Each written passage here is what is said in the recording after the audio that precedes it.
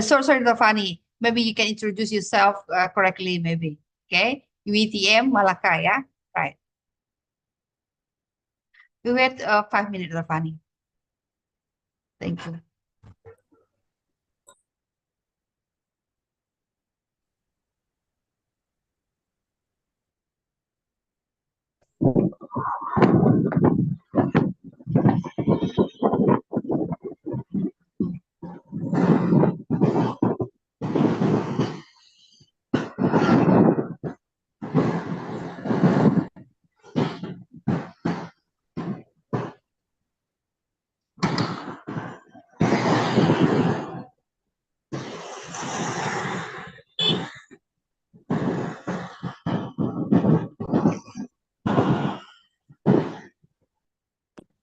Dr. Ika, can you see my screen?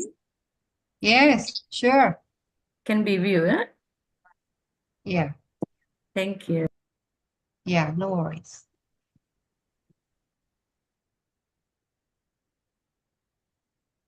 Okay, Dr. Fani, let me introduce first that in the meeting today, there are three sections of ethical business section that join with you. Uh, Although I register only for one section of class, I mean one section is one class in our in WNP, okay? So we register only for one class for the ethical business ethic, yeah.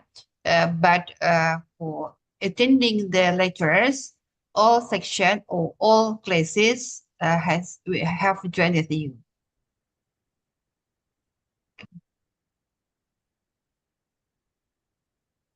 The total, how many number of students will be attending this session, Dr. Ika? Around 50 or 60, no more than 60 students. Okay. Yeah. Maybe, I mean, 4 classes, Dr. Fani. 4 classes totally. Oh, 4 classes. 4 classes Okay. totally. Yeah. Besides Dr. Ika, is there any other teaching lecturers in the session? No. Okay. Only me, you, and my colleague, Okay. Miss Fanny. Yeah, Miss Fanny is also the lecturer for the Okay. business ethic, Okay. and maybe she joined today too. Okay. Thank Yeah. you.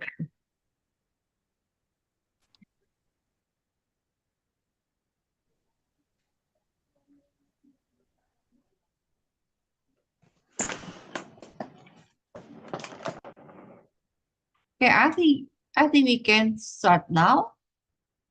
It's okay. Okay. Let me open our meeting today, Dr. Fanny. Yes. Yeah. Good morning, students. Today is the first meeting for the team teaching later with Dr. Fanny from UTM Malacca. And then totally there will be 3 meetings with the team teaching later. So I hope that you can follow this lecture seriously, and please prepare yourself. Maybe you have question or all you want to know. Dr. Fani is the expert of the subject, so you can get many perspective. You can get the important perspective from Dr. Fani from the 3 meetings of the business ethic lectures. Okay, I think it's enough. And then first, I'd like to say thank you very much, Dr. Fani, because I know that you are getting well because you got sick last week and we postponed our meeting last week. And then I appreciate that you can join today to teach in these meetings. So please, Dr. Fani. Thank you, Dr. Ika. First of all, thank you so much for accepting my reasons for last week due to my medical reasons, right? And I'm very happy, very energetic this morning. Even though just took medication just now, it's okay. It's just motivated after seeing the students, international collaboration, especially students from UNP, So happy seeing you and seeing you in the very auspicious month, bulan Ramadan. All right. So I'm wishing you happy fasting month to Dr. Ika and all the Thank members. you. All right. And so this is my first session with y'all. So I think we're nothing going to be serious. This is very informal session so that I would expect some two-way communication and even engagement from the students to have a better understandings of the topic. Okay, so the topic that has been allocated for me is topic 4, 5, and 6. And first for today, I would like to start with topic 4, which is theories of ethical decision making. All right. First of all the students, how are you, all of you? Can someone represent me to say hello from Indonesia? I'm saying hello from Malaysia here. Yes, hello, students.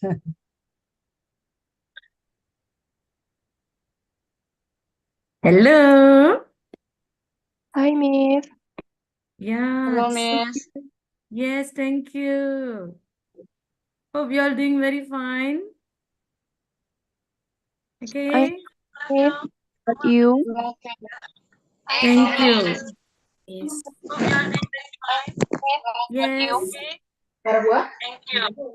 Thank you, Nadia.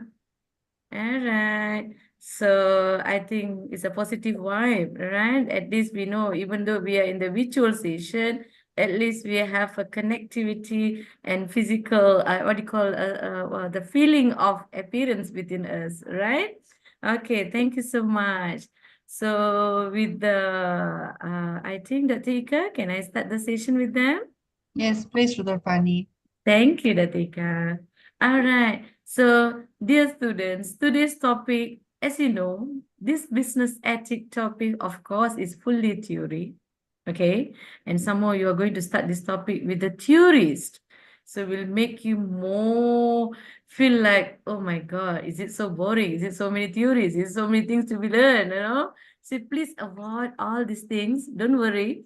We will learn as much as possible, as practical as possible. I love to use this word practical, whatever things that we learn theoretically, we try to convert it into practical matter so that you can remember the points and you will feel free to do your own write-up in final exam as long as within the requirement of the syllabus and the needs of the course content. All right. So as per in the first screens, myself as introduced by Dr. Ika, I'm Dr. Vani from UITM. I put it over there, it's Malaysia. So more specifically, I'm from Melaka. So welcome to Melaka, future students who would like to pursue your studies, all right? So I'm in collaborating for the code of AKT 626002 with UNP. Thank you so much.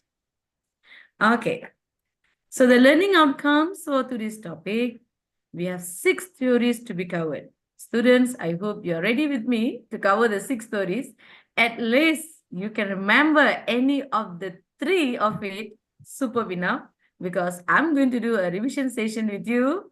All right, so be alert with me. We will do some sort like a pop-up quiz, sharing session in order to make the things more understandable. Okay, so any representative from each group? So I don't know. I believe that there will be 3 groups over here, 3 or 4 groups over here. All right. So if anyone wanted to be a representative, if I ask you any question, you want to be representative from your each group to the sharing session, really most welcome it. All right. Okay. Now, the first one, the most interesting, cognitive moral development theory by Kohlberg. Number 2, what are the 4 steps of decision-making theory? Number 3, the reason-action theory. Number 4, person interaction theory of decision-making. Number 5, contingency theory of decision-making. And the last, moral intent theory. Dear students, we have in total 6 theories. Before I proceed further, I move on to the next slide. Can anyone let me know any of the one theory that we have seen in the previous slide? Just sharing any of the one that you could remember out of the 6.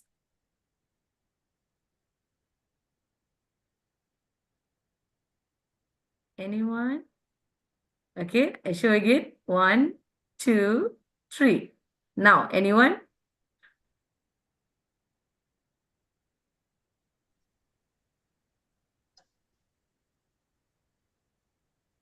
Anyone? Wrong, never mind. Just try. Just try. Before I go further. Just name it any of the one theory that I've listed down just now. Fikrul, you like to try? Oh, Excuse Nadia. me, Dr. Fani. Anda mahasiswa, Ibu Fani menanya, adakah yang Anda ingat dari 6 teori tadi? Salah satu saja namanya ada ingat. Nah, jadi please answer the question ya. Thank you, Dr. Fani. Tatika, just happy only, no pressure to them because it's a morning wake up call, everyone. Ini Ramadan. Just bulan Ramadan, I know that. Anyone? It's okay. If no, it's okay. I understand your feeling because you just started the class. How come you ask me the question? I'm not ready yet. Am I right? No worries. It's just to make you that you are with me. All right? Is anyone last calling would like to try? I show again. There are 6 theories on the screen. Then now, what are the, name it any one theory only. Anyone? Cognitive moral development theory by Kohlberg. Yes, Asan, thank you so much. Great. All right, very good. Okay, now, so let me start with the basic value so-called as ethics. So when you say ethic, everybody having a own perspective for ethic. When you do something, oh, I'm an ethical person. When someone did something, oh, this person is not ethical. So easily we will classify everyone based on their attitude, based on their communication, based on the action that has been done by someone. So in this general concept, ethic is way of life. So in other words, it is a set of rules of conduct. So more closely, we can say that as a moral code. So why we need the moral code? Do we need the moral code? Yes, because we have to know about the way of life and the rule of conduct. Okay, so by having the moral code, so ethical relate to you are dealing with ethic in accordance with the accepted principle, meaning that the principle should be accepted by everyone, which is right and which is wrong. Example, in bulan Ramadan, it is a principle, it's a norm, it's a culture. Yes, it's a fasting month to all Muslims. So it's a principle, accepted ethical norms that should be accepted. This we call it accepted principle of right and wrong.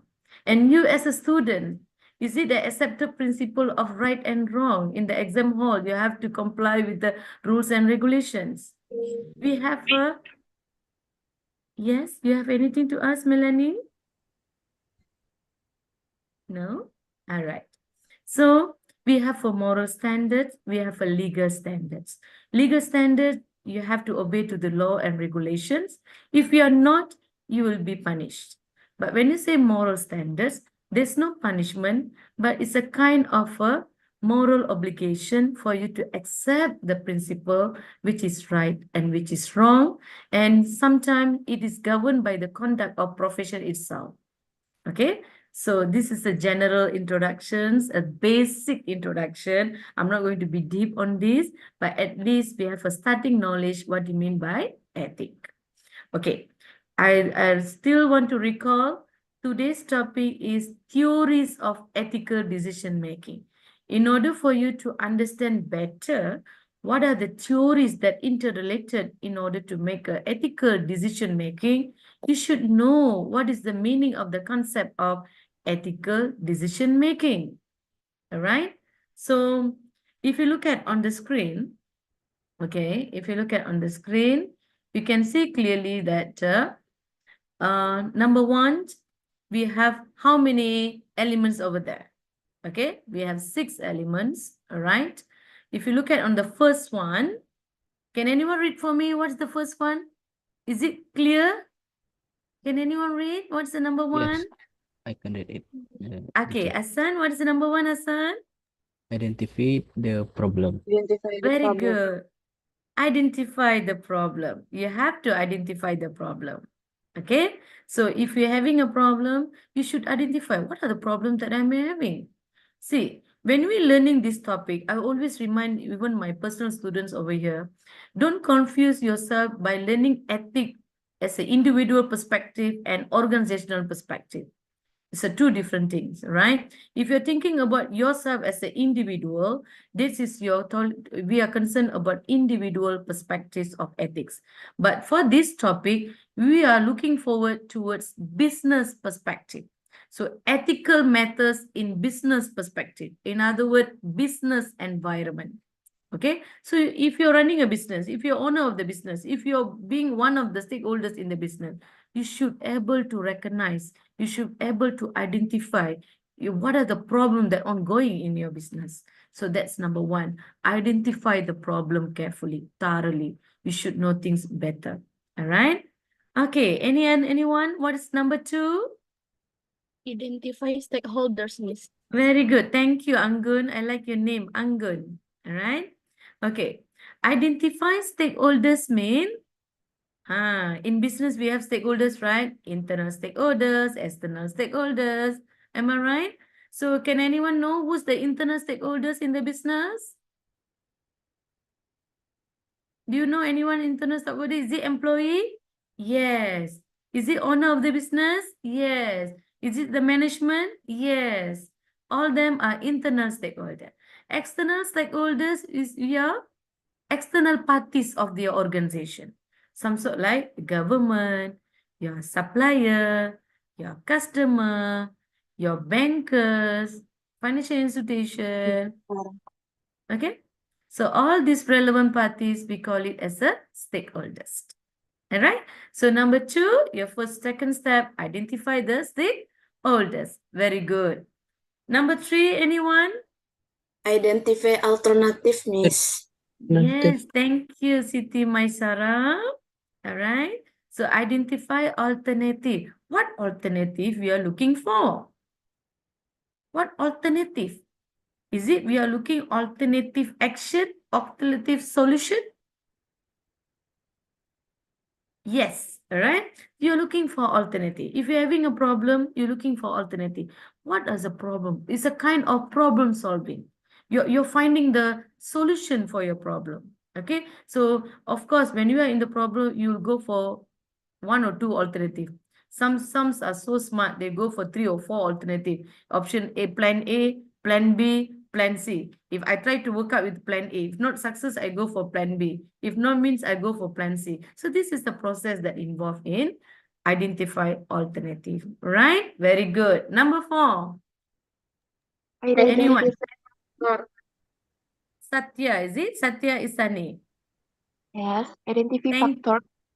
Yes, identify factors. Very good. So you're going to identify what are the factors that contributing to your problem. What are the factors that involve? So, you have to really filter out your problem. What are the what factors that influencing your decision making, influencing your problems? What is the things that you have to solve, right? Okay, number 5. Purpose and Putri Salsabila, thank you. All right, purpose and task. So when you're making a decision, you should know what is your purpose you're making decision. So for what reason? What is the objective to be achieved? What is your purpose? And then you have to test. You have to test mean you're doing like pilot tests. You see whether things work out or not, whether you can implement or not. So you do purpose and test first, correct? And lastly, Make the decision. make decision. Very good. So you make decision, and finally, after you're going through all the process of number 1 until 5, and go to the last one, number 6, you are making decision, and your decision, make sure that it is based on ethical decision making, not emotional decision making. Everybody are good in making emotional decision making. Oh, I'm angry with you. I don't want to friend with you. Today I hate you. Today I don't like you. So this we call it emotional decision making. In business, we cannot do that. All right. I like you today. Tomorrow I hate you. Cannot be like that. All right. So in business, when you make a decision, it should be very professional. And the most important, your decision should be ethical. Why? Because we don't want any of the stakeholders being suffered of your decision. Should be ethical. Means you have a fairness, you have a justice in your decision making. Okay, so are you clear? Can I proceed? Okay, now moving on the real content of today's studies. So we are going to study on the first we call cognitive moral development by Kohlberg. Who's Kohlberg? Is it one of the philosophers? Yes, it's one of the philosophers who have come out with this cognitive moral development theory. Okay, so Kohlberg theory of moral development, he explained more on what? The keyword is he explained more on moral development. Okay, the keyword is moral development that take place in human. Okay, the keyword is moral development. All right. So if you look at on the second bullet of the point that stated there, the theories begins with a period 1965 because he was the first systematic theory introduced by him. But later, only Kohlberg have done a pure empirical research. That's why he introduced the theory, and the full name of him is Lawrence Kohlberg. So he introduced the theory in 1969. So what does the theory say? According to the theory, look at on the third bullet, it is assumed that the main determinant of moral judgment, okay, moral judgment is rational thinking processes. Meaning that when you, is it everyone are rational in thinking? Everybody can think, correct? You agree with me? Everybody can think, am I right? But do we thinking rationally? So this is a process that involved in moral judgment. Okay, so rational thinking process, even though it is a thought that emotional processes are also involved in moral judgment. Okay, students, I'm just asking you, it's not like from the syllabus. When you make any judgment in your daily life, moral judgment, is it any sort of emotion feeling? Today saya rasa marah. So I make an emotional judgment. Marah, angry. I make an emotional feeling, emotional judgment. Moral judgment with emotional feeling. Do you have a that experience in your daily life? Putri, you have this feeling? Emotional feeling? Yes, I have. Yes.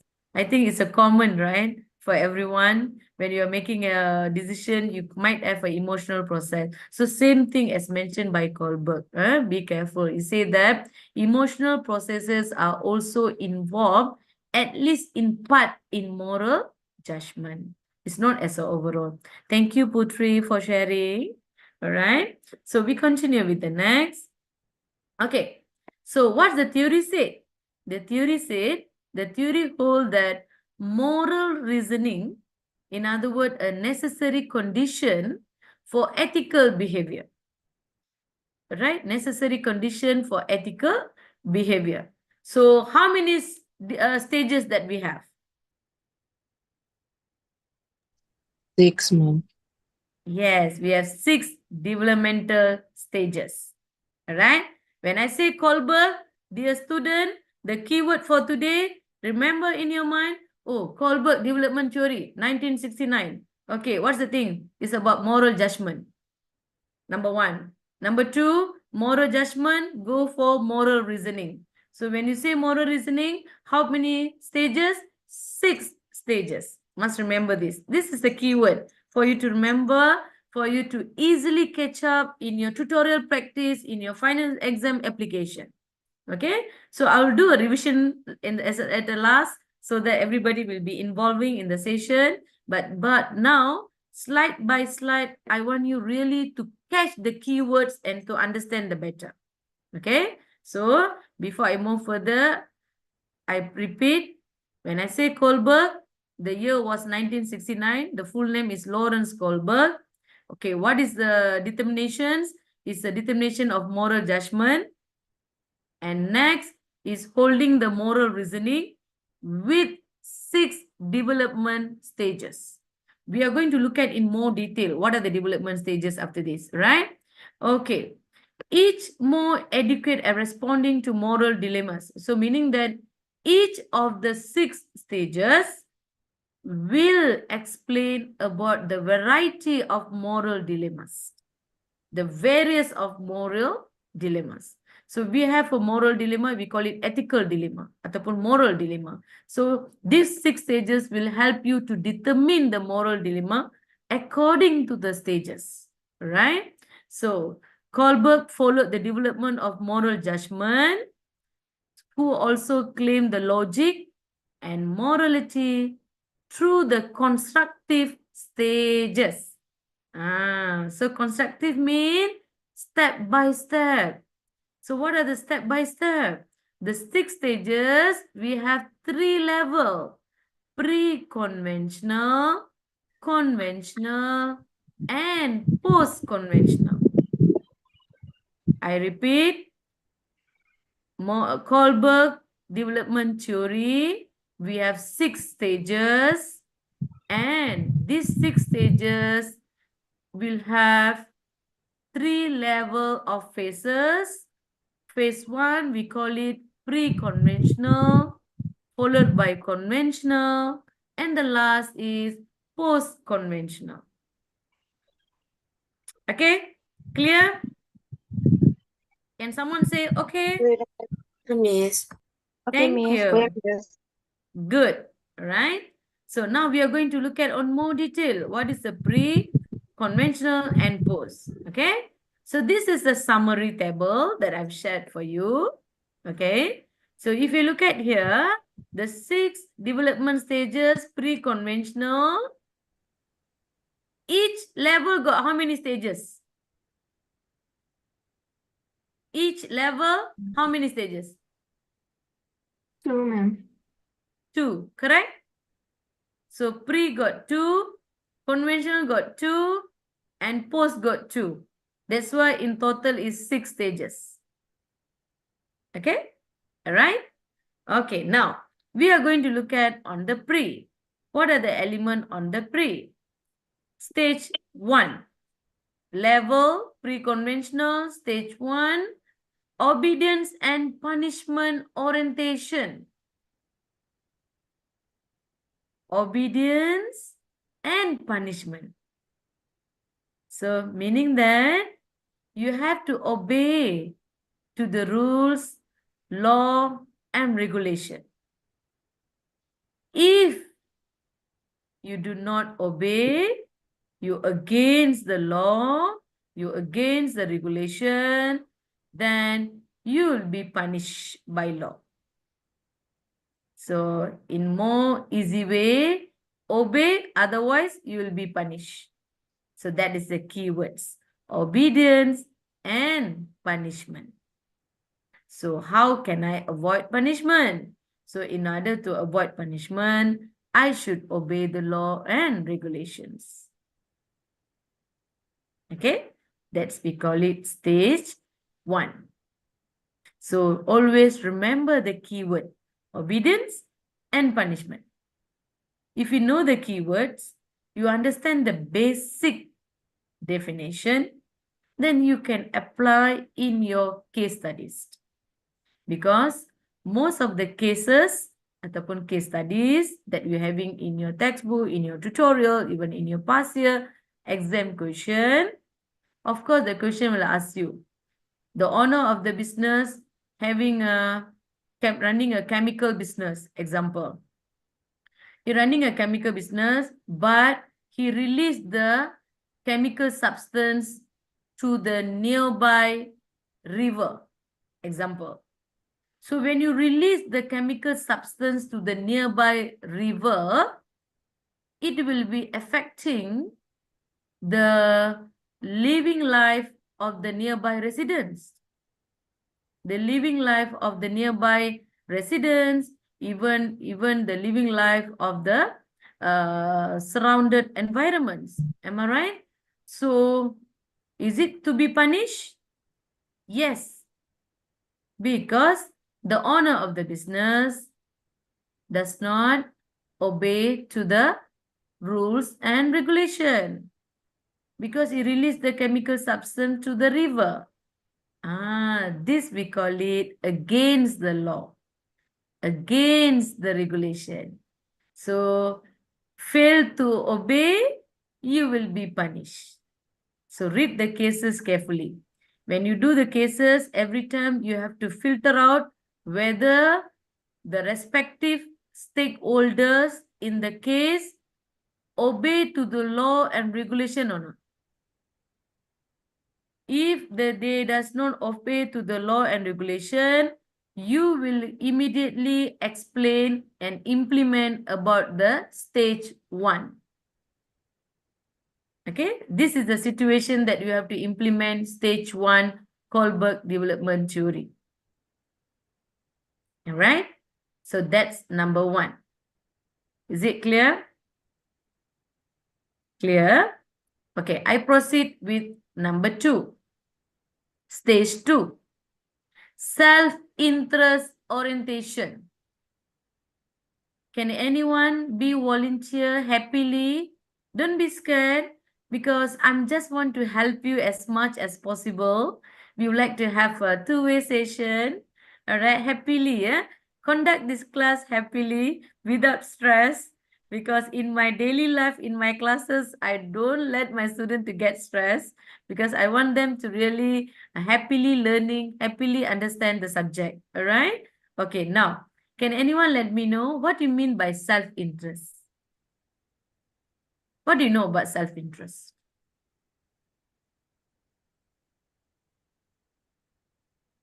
Anyone would like to try? We have so many number of candidates, over than 70 here. Self-interest. Anyone? It's like satisfying one's own needs, ma'am. Yes, correct. Thank you, Kartika. Correct, yeah? Your name pronunciation, Kartika? All right. Yes, ma'am. Thank you. Yes, you are satisfying your own self, you know. It's very good. You are satisfying your own self. It could be similar to you're being selfish for yourself. Okay? You're being selfish.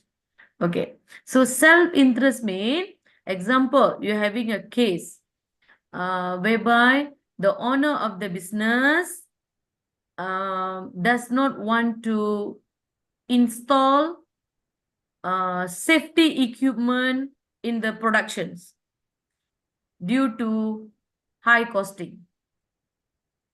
So the consequences is it could give negative impact to the employee who are working in the production stage.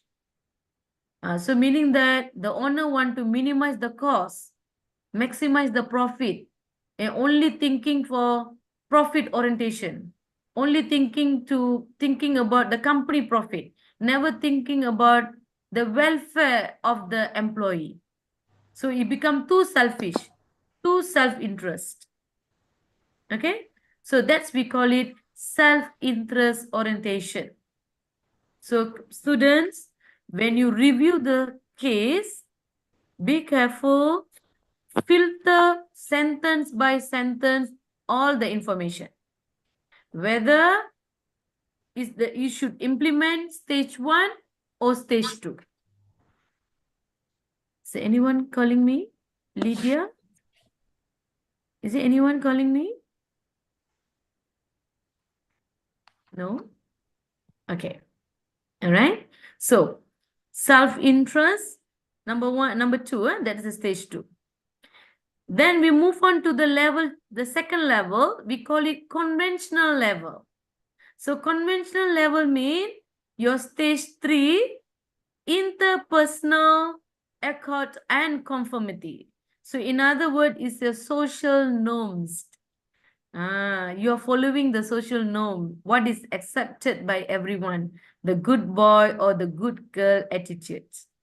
Okay, I will explain you later in the next slide in more better. All right, let me introduce all the stages first. Stage 4 is about authority and social order. So meaning that you have to maintain your law and order morality. You have to maintain your law and order morality. And the last stage, we call it post-conventional. So post-conventional is a social contract. So meaning that you are following the social norms, the requirement of the public in order to fulfill the requirements. And the last one is the universal ethical principle. It should be principle that accepted universally. Everyone should accept that principle. You cannot against that. All right, so that's we call it universal ethical principle. Okay, I will explain further. Don't worry, this is the one. Okay, so again, more detail. Level 1, pre-conventional. Stage 1, obedience and punishment driven. So what is right and what is wrong is determined by what is punishable. Okay. So if it right or wrong is determined is punishable. If it is not, if the action is right, not punishable. But if action is wrong, it is punishable. So that's we call it either you obey or you disobey. Okay. Stage 2, self-interest. What is right and what is wrong is determined by what brings reward and what people want. Okay, what brings rewards and what people want. So meaning that, as what Kartika mentioned, you are satisfying your own self. Okay, so you're bringing the reward for yourself. You. Is anyone calling me? You would like to ask any question? No? Ravi? Sorry, you want to ask anything?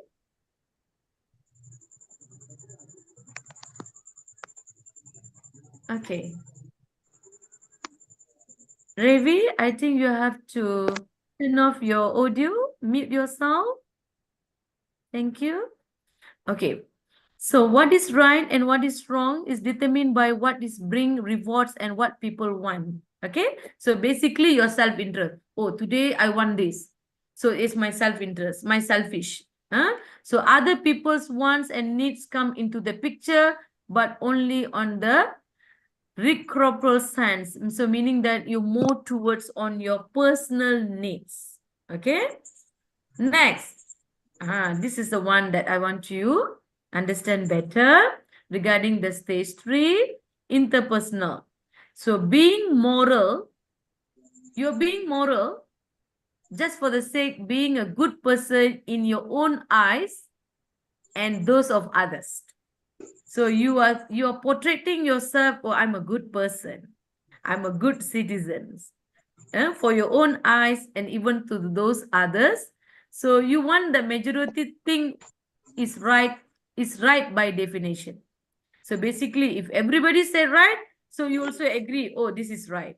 If everybody say wrong, you will agree as a majority saying that it is wrong. Okay? And stage 4, authority, law and order. So meaning that being good means doing one's duties. You are showing respect for authority.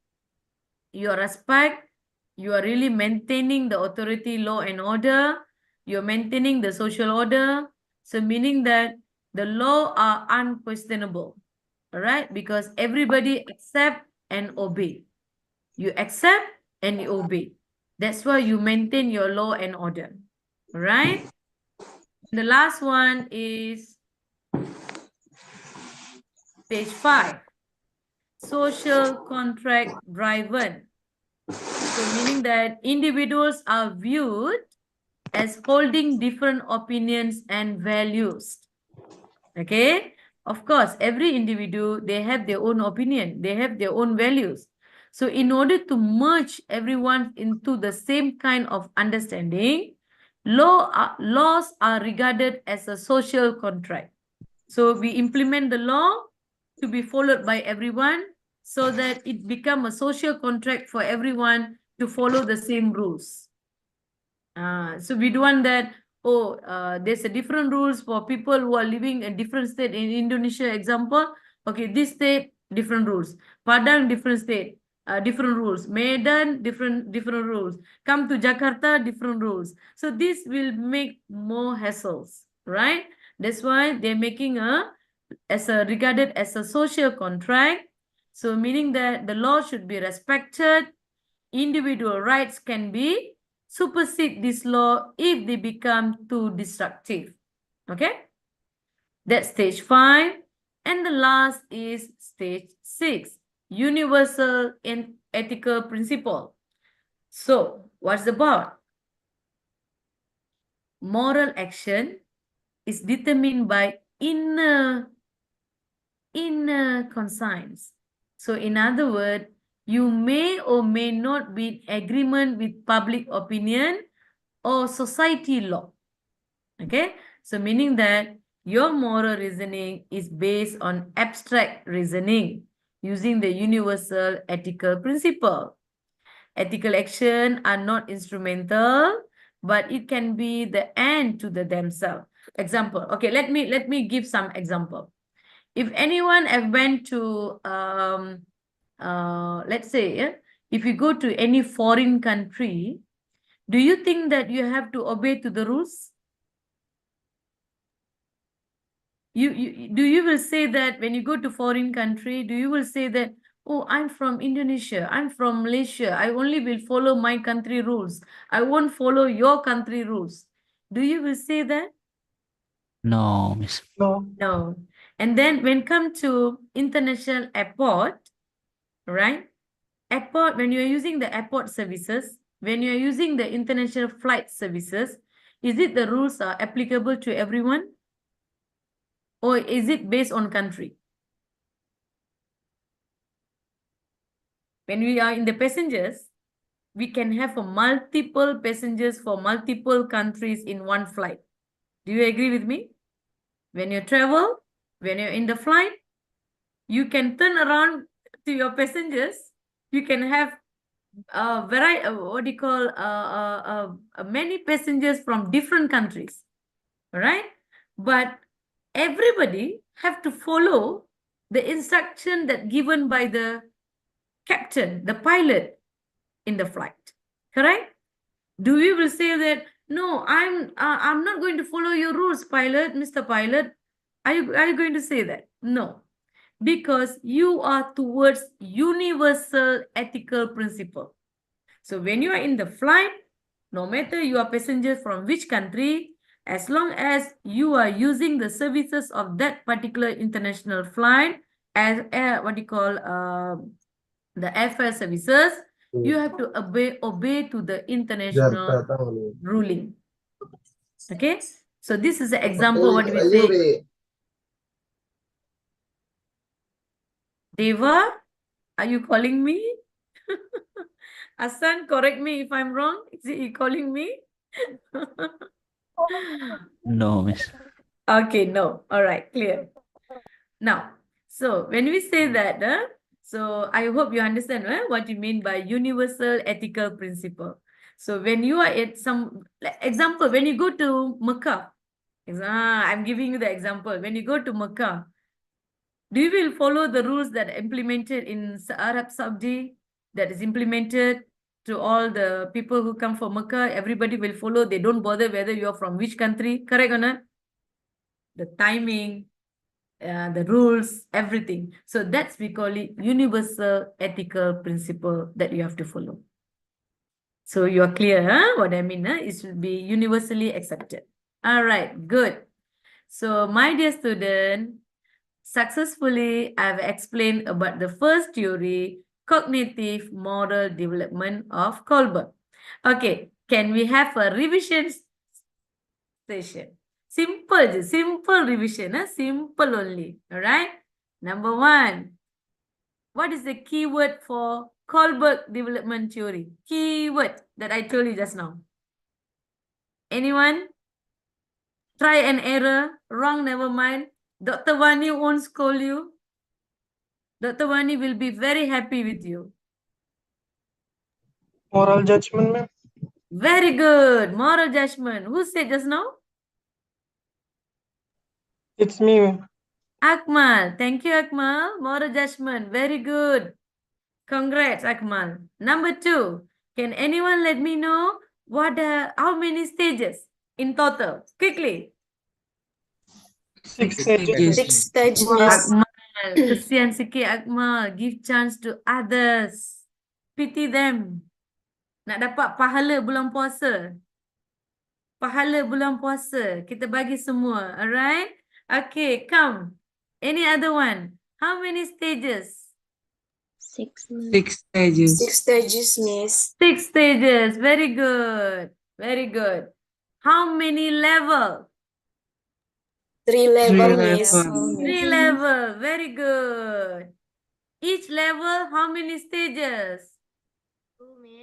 2 stages. 2 stages. Very good.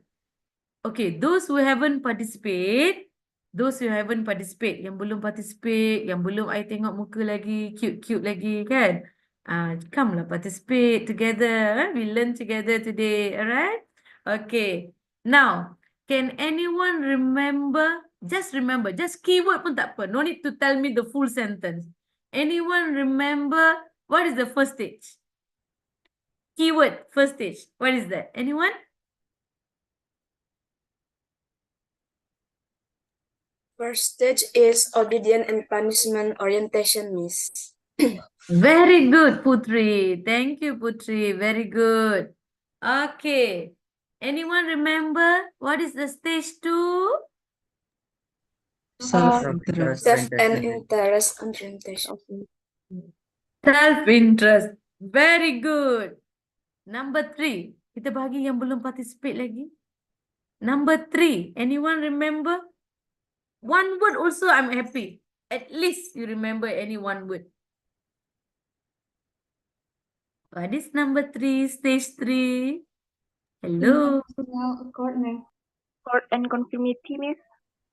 Correct. Very good. I accept your answer. Stage 4.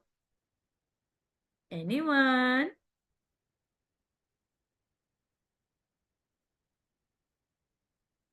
Stage 4. Stage 4, my dear.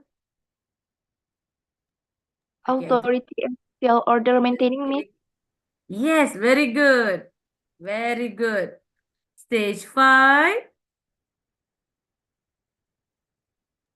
Social contract orientation, Miss.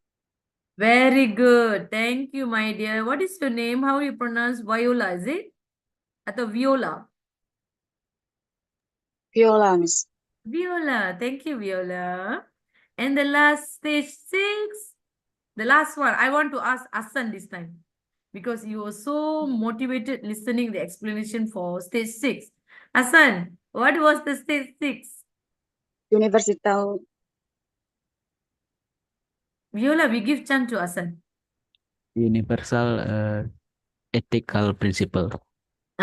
Universal ethical principle, the one that I mentioned about international flight and so on. Okay, you remember. So remember, when you go for exam, you remember, oh, this is the example, oh, this is the thing, you know. At least you learn something. I'm not asking you to write for the exam immediately today. No, it's just like a two-way communication. It's like a sharing session, make you understand what you are learning. Okay, I have one last question for Kohlberg. What is the full name of Kohlberg and which year was introduced? Can anyone let me know quickly? Full name and which year the theory was introduced. Okay, claim. Lawrence Kohlberg. Yes, Lawrence Kohlberg. Akmal. Which year? Anyone other than Akmal? 1969. Yes, 1969.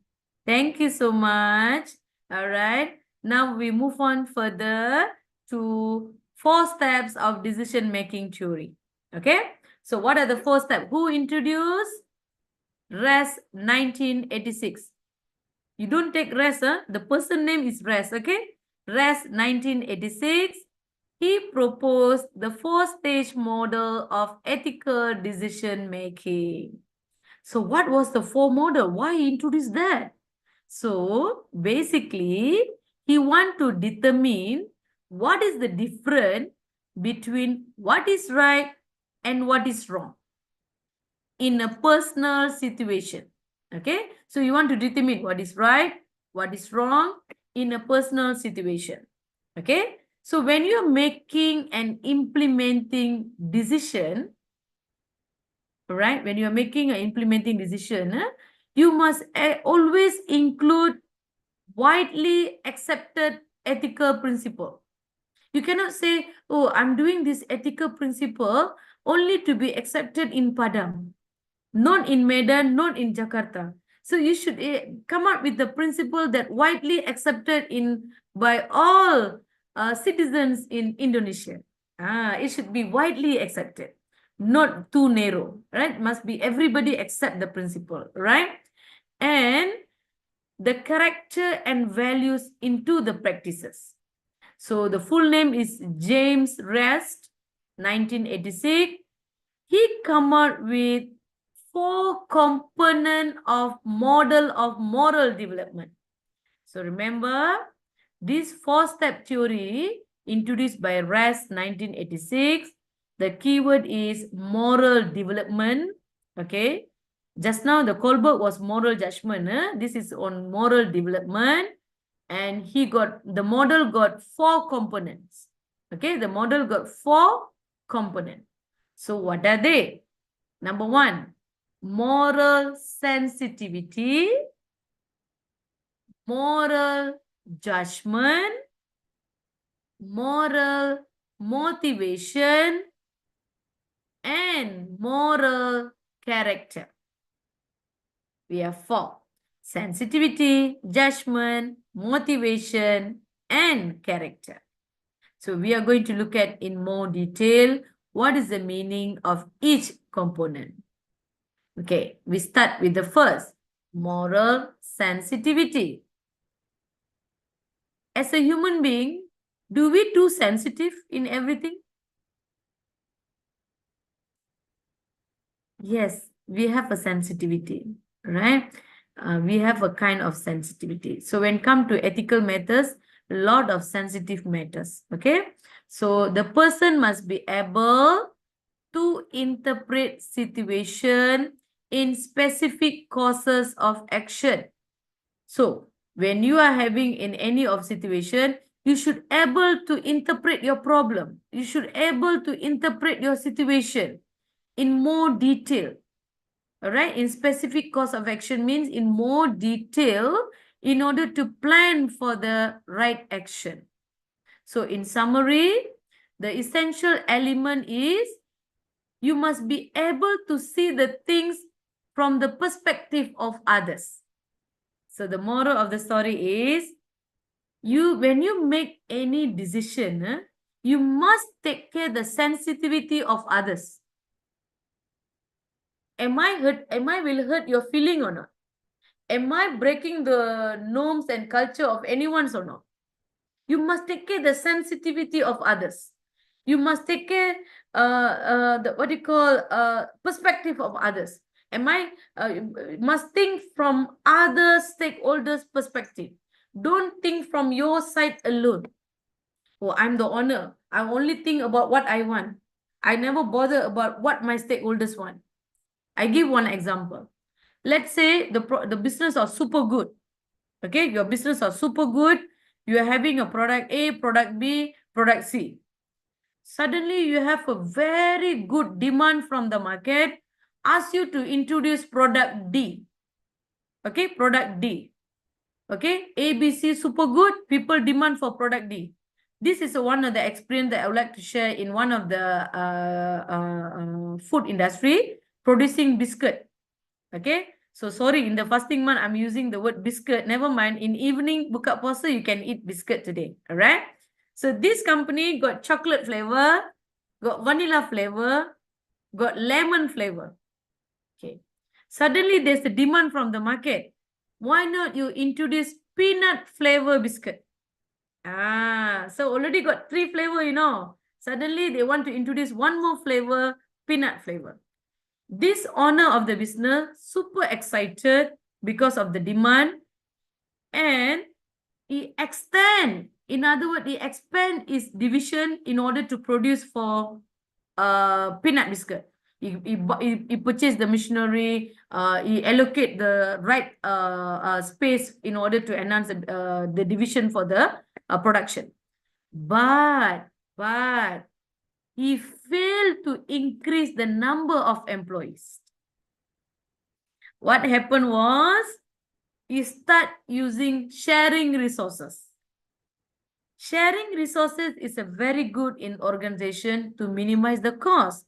However, imagine that employee, they already worked so hard, taking overtime to complete the 3 flavors. And you ask the same employee to produce extra working hours to produce the peanut flavor some more. So the situation become worse because from normal working hours, 8 hours, extend the overtime to another 2 hours, become 10. And then you ask them to extend for another overtime to become 12 hours, become 13 hours. That was the issue. We said, you never interpret the situation from the perspective of others. You as an owner, you think you want to develop your business. You want to minimize the cost. You want to enhance your product line. But you fail to think the perspective from the employee welfare. Okay, so this is the example of the case that I'm sharing to you. That's we call it moral sensitivity. When come to interpret the situation and taking the action, you must be able to see the things from the perspective of others. You must concern from the perspective of all your stakeholders in decision making. So you're clear? Moral sensitivity. Very good. I proceed with the next. Moral judgment. Moral judgment means the person must be able to judge which action is right and which action is wrong. You must be able to make a judgment. Sometimes some of the owner are too influenced. They don't know to make a judgment. They fail to make a right judgment. So you must be able to make sure which action is right and which will lead to the decision on what to do next. If you're taking a decision, okay, this is my decision today, so you must proceed for the next decision, next and next towards. So to do this, what do you need? What you need as a person, as an owner, as a business entrepreneur, all right? What do you need? The person must be able, in order to make a right decision, in order to can lead to the right decision making, the person must be knowledgeable. So in other words, you should have a knowledge of concept. If you don't understand, like let's say you are the entrepreneur, you don't know what is the meaning of deficit in accounting. You don't know what's the meaning of ethic in business.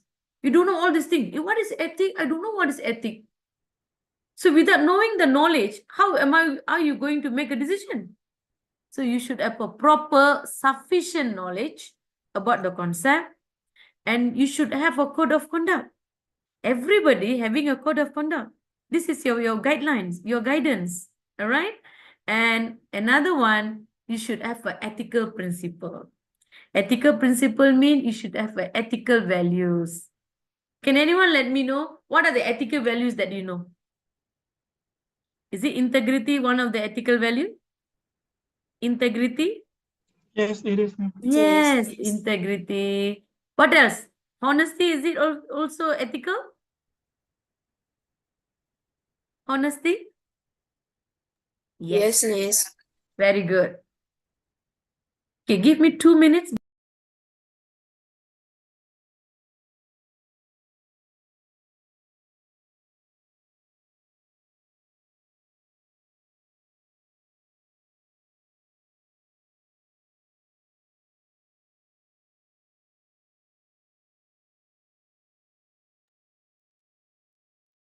Thank you. I'm back. Okay.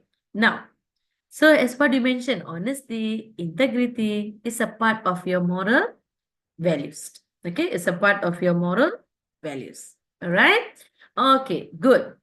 Now, we have done about moral sensitivity and moral judgment. We proceed with the third one, motivation, moral motivation. So motivation means the person must be able to formulate the decision. So when you decide of any of the action, you must implement that action. You must formulate the action that can be taken to achieve the desired outcome. Okay, so you should be capable to formulate the action. So what are the action that should be done? Okay, this is my decision today. So what is my next action? You should formulate the action, because without formulating the action, you can't meet your outcome. Okay, I want to achieve this. In order to achieve this, I have to do this plan. I have to do this action. This we call it your motivation. All right. And the last is character. Why character so important? I believe that you have learned about the concept of virtue ethics, the moral character of decision maker. That's we call it virtue ethics. Okay. If the person is the moral character of the decision maker, actually is play a high weightage in order to make an ethical decision. Right? So the person possess sufficient courage to follow through on his intention. If your character is good, if attitude is portraying high ethical values, then you will meet your right intentions. Okay? All right. So based on this model, when you are making a decision, we must ensure that we take into consideration not only how this decision will affect us, but also you have the sensitivity to understand how this decision will impact others. I make a conclusion. When you are implementing the 4 steps of decision-making theory, you must take into consideration, okay? When you make a decision, make sure it's not only looking on how it impact you, you should also think how it impact others. Yourself and others. That you should have that consideration when you are implementing these 4 steps of decision-making. Okay? Okay, so this is the summary for you to understand. I give you the summary table. 4 steps, sensitivity. So the summary is the ability to see the ethical dilemma, including how action will affect others. As I mentioned just now, your dilemma, your ethical dilemma. I believe that you have done all the cases. Example, if you're being someone with your at the organization, right? Your good friend, you and your good friend working together, but your good friend making a false claim for the overtime, meaning that she does not involving with any overtime working hours, but she made a forgery claim. And you as a good friend to her, you are having an ethical dilemma. Should I report to management or not? Should I report or should not report? This is kind of ethical dilemma that you might face. All right. So that's why you must think about the ethical dilemma, how the action will affect others. Because if you do not report, and if your good friend continuously making a forgery claim, the budget that she have claimed actually should be to be given to the person who are making a right claims. So she is misusing the fund of the organization. Because affecting the fund for the rest, affecting every stakeholders, because this should be fair to everyone when making the claim. Even though she's your good friend, but you must think about other workers who also got rights to make a claim. All right, so that's, we call it ethical dilemma. Think about the action that will affect the others. Talk about judgment. Judgment is basically is about your ability. All right, it's your ability. How do you going to reason correctly? So when you make a decision, make sure you must have a justification for your reason. Or not simply, okay, today I decided to implement this plan just because you like it without any strong valid reason. No, it is not accepted. So when you make judgment, make sure you must reason up. Or in other words, you must come up with your justification why you have choose that decision. Okay? So that should be done in specific situation. All right. The third one, motivation, is more towards your personal commitment to moral action, meaning that you are accepting responsibility for the outcome. Your personal commitment to moral action. So, meaning if I take this action, I accept the outcome. It's my commitment to accept the outcome. Accepting the responsibility for the outcome. Mean you are being responsible for your own action. Okay? You have a commitment, you have for the action, and you are being responsible for the outcome. So that's, we call it motivation. And the last, as I mentioned to you, character is a kind of encouragement in order to take the easy way out. So meaning that is a kind of your character, your commitment in order to meet the desired outcomes. All right, your character, your virtue ethics that will portray the overall of your action, whether you have done ethically or unethically. Okay, so we have done successfully the second theory. Can we have a recall session? Okay. Now, siapa yang belum participate lagi? I call all yang belum participate. Take this opportunity to be with me. Now, tell me, who introduced the theory of the 4 steps of decision making? Quickly. Hello. Hello.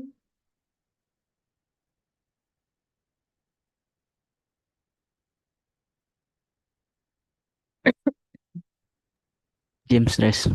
Yes, Miss. Who's that? Rest? James Yes. Rest? Correct. 1986. Very good. Okay. What is the keyword for And moral? development, Miss. Come again, my dear. Moral development. Yes, moral involvement, or in other words, moral judgment. Very good. Okay, the next person. What are the 4 elements? The 4 steps. Let me know the first step. The 4 component. Let me know the first component. Yang belum participate lagi. I know you are super good, Asan, Siti Maisara, Mutia. Very good. You are participating from the beginning of the class. Very good. Yang belum participate, can we call anyone? What was the first component? The first component is sensitivity. Yes. Yes, thank you, Anissa. Moral sensitivity. Number 2, Moral karakter, Miss. Moral judgment, Miss. Moral judgment. Monica, I listen to Monica voice. Moral judgment. Moral judgment. Very good. Number 3. Moral motivation. Yes. Yes, very good, Vidya. And the last one. Moral character. Moral character. Yes. Moral character. Very good. Thank you so much. Now I can see many of you are participating. I'm happy. I'm happy. Very, very happy that you are with me. Right? Thank you so much. Okay. Are you still with me? You need a break for a few minutes? 5 minutes, 2 minutes, 3 minutes? Or can I continue with the third theory? Okay. Continue? Yes, Miss. Yes, Can Miss. continue. All right. Right. Thank you so much. Okay. We proceed with the third one. The third one, we call it the reason-action theory and the theory of planned behavior. So this was introduced by Fishbein and Ajbens. In other words, they call it Ajbens, 1985. All right. Okay. What's the theory meaning? So many theory you have learned today. You have done moral development, Kohlberg. You have done the 4 steps. Now moving on the third. So what's the theory one? Basically, this theory to understand human behavior. So the keyword is to understand the human behavior. Okay? All right. So what they want to understand about the human behavior? So they come out with the 3 most important component of the theory for reason action. Number 1, belief. Number 2, attitude. And number 3, intention. Okay? So belief, attitude, and intention. Okay. Now, let me look at what you mean by belief. Everybody having a belief.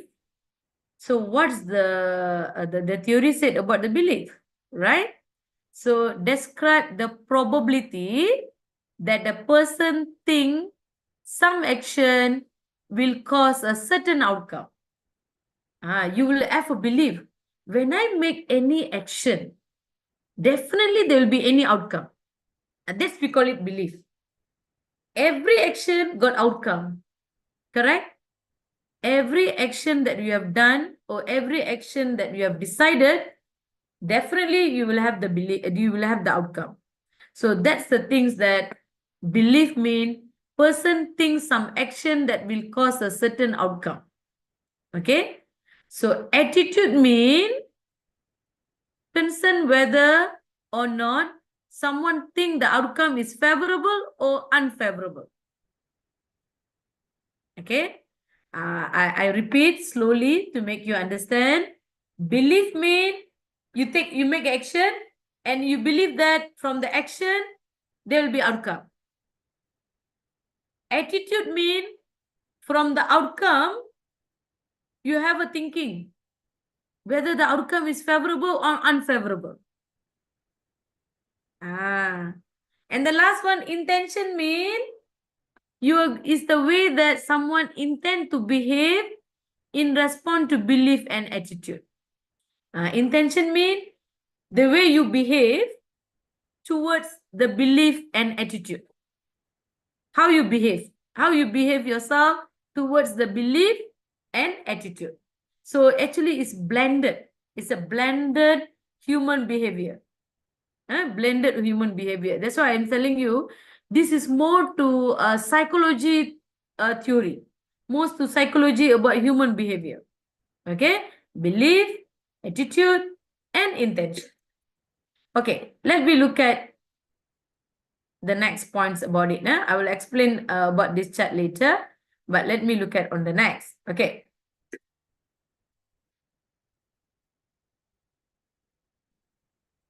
Okay.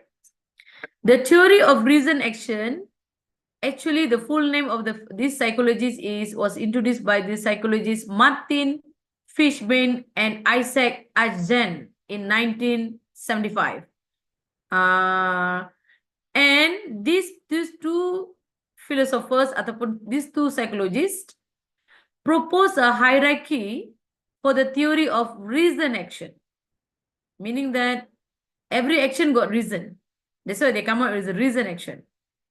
They believe that attitude, subjective norms, perceived behavior control all contribute to intention, which lead to some extent to behavior. So how people behave? From how you know these people behave poorly in public, or otherwise these people not being honest in the working place. So this is behavior, right? A kind of you fail to implement the honesty value. So where the behavior comes from?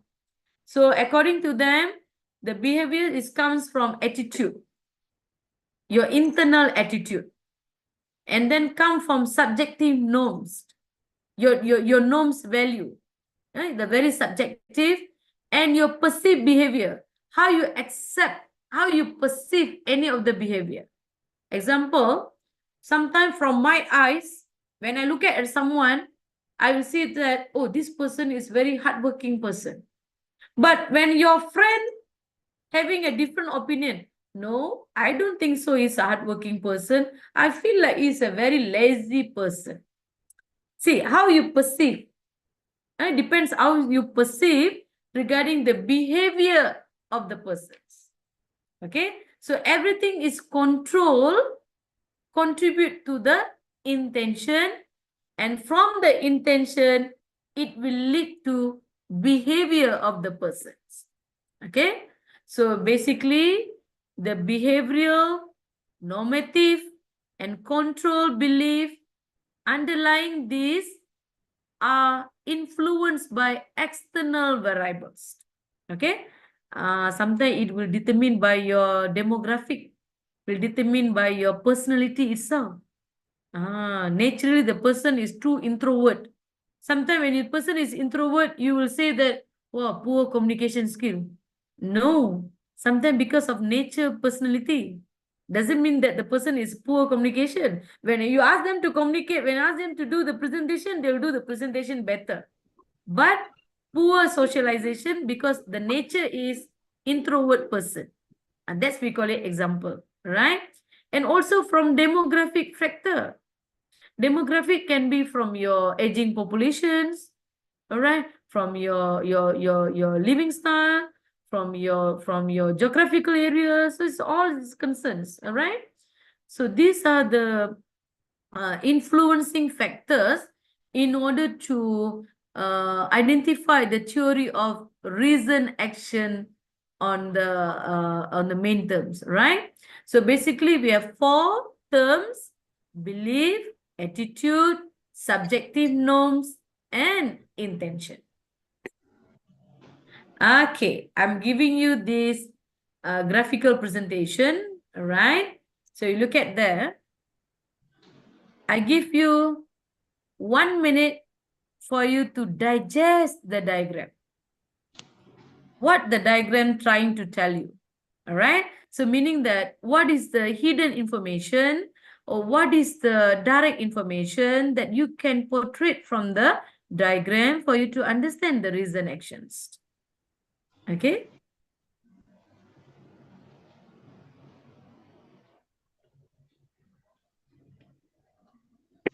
I recall again on the previous slide, we have covered the reason action, belief, attitude, subjective norms, and intention. Okay? So these are the ones. So if you look at on the first, the box that given to you, the first one, behavioral belief and evaluation of outcome. So you have the belief, your behavioral belief, you can make a judgment, you can have a kind of intentions on the behavioral, and you're making evaluation of your outcome. So whether your outcome is positive, whether your outcome is favorable, whether your outcome is unfavorable. Okay, your behavioral belief means your belief whether the definitely your action will come out with the outcome, and your outcome will be favorable, will be positive, or will be negative outcome. That's we call it evaluation of the outcome. So this will contribute towards your attitude, all right? The element of attitude, and this element of attitude towards your behavior. Okay, that's your first process. The second process is your normative belief, which come together with your motivation in order to comply. So you have a commitment to meet the desired outcome, your motivation, your personal commitment, your commitment toward the belief, right? So you will towards the subjective norms. So from that, you are heading towards the behavioral intention. So what you intend, what you, or in other words, is your planned decisions, right? Your intentions, which come towards your actual behavior in the whole process. Okay, so if you look at on the sentence here, after you look at on this diagram, now you understand the process whereby belief describe the probability person think about the outcome, attitude you think about the outcome whether favorable or unfavorable, and finally your intention is your someone's intent to behave in response to your belief and attitude. Okay, get it? All right. So that's why they believe that attitude, subjective norms, and perceived behavior control all the contribution to the intention which lead to the behavior. Okay. So this is the conclusion of the diagram. Okay. Okay, now, before we proceed further, can we have a session, revision session? Okay, what was our, this is our second theory or third theory, my dear students? Second or third theory? Anyone remember? Third theory, very good, Asan. So the first one we have done successfully. What do you mean by moral development, Kohlberg theory? Number 2, we have done the 4 steps of decision making. And number 3, we are moving towards the reason action theory we done successfully. Okay, now, can anyone let me know what are the key words for you to understand the reason action theory? I did mention in the slide just now. Now you remember? You're going to understand the? Human behavior. Yes, human behavior. So what are the 4 components? I display a few minutes, then I'm going to ask you, what are the 4 components? Remember? Number 1? Beliefness. Belief, very good. Number 2? Remember Attitude. this? Attitude. Attitude Number 3? and Subjective intentions. norm. Intention. Intention. Oh, I have the newcomers to participate. Vivi. Vivi, this is the first time you're participating with me, right? Subjective norm. Yes, Vivi. What was your answer just now, Vivi? I heard you're sharing something. Am I right? What was your point just now? You mentioned about attitude or subjective norms? Oh, Vivi is not here anymore. Okay, Vivi. Okay, the last one is, my dear. What was the last one? The last one, the last component. Intention. Intention. Thank you, Vivi. All right. Thank you, my dear students. We have done successfully the 3 theories. How many theories pending? We have 3 more theories, but not so longer. Don't worry. The most important, you already covered about the moral development theory and the 4 steps, which is most crucial for you to understand, right? Okay, we move toward to the 4th one, person interaction theory. Who introduced this? Now, I changed my teaching method for a while because you're already longer with me from 9 o'clock. So I don't want anybody get boring. So I want you to give attention continuously. So now you are going to pick up the point for me from the screen. Anybody can participate. My first question, who's the philosopher of the theory?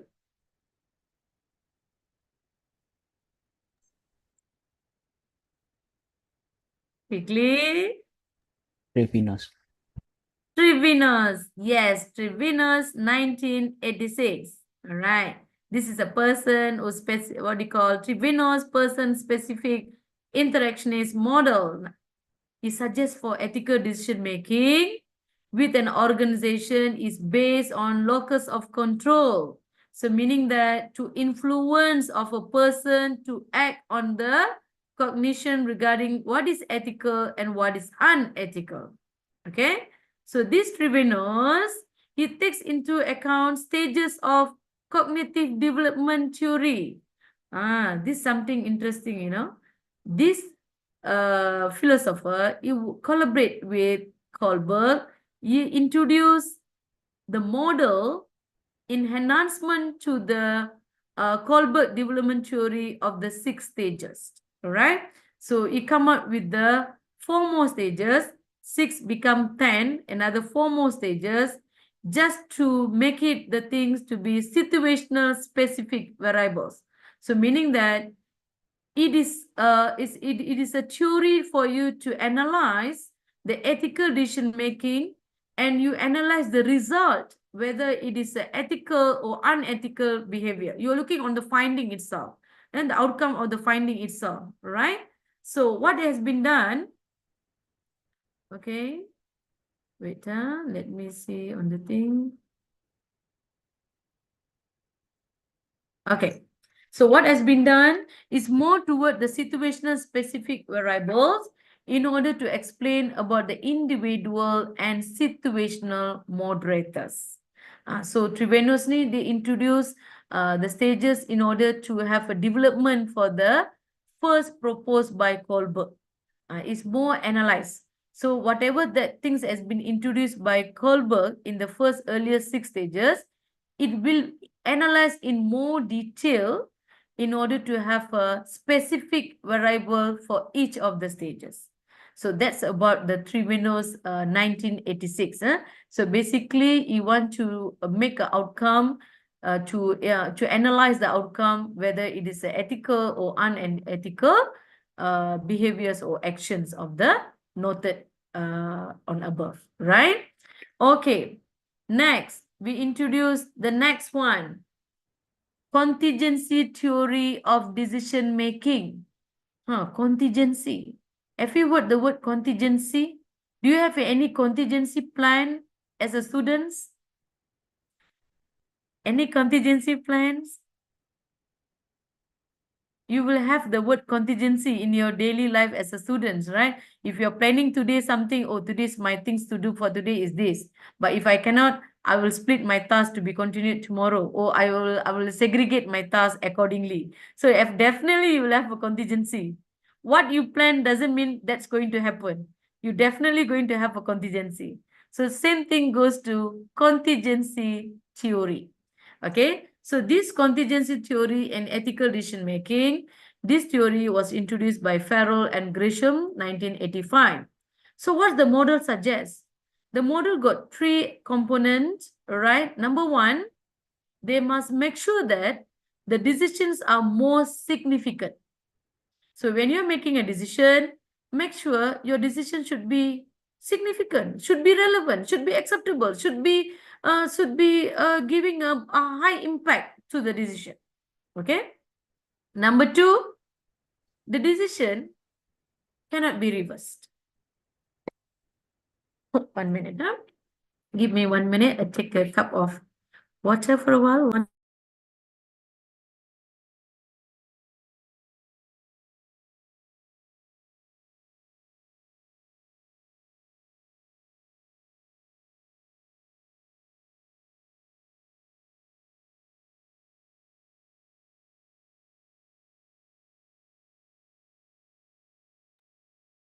Sorry, I'm not pauser. I'm so sorry. I have to take water just now. So sorry because of my medication. All right. Thank you, my dear students.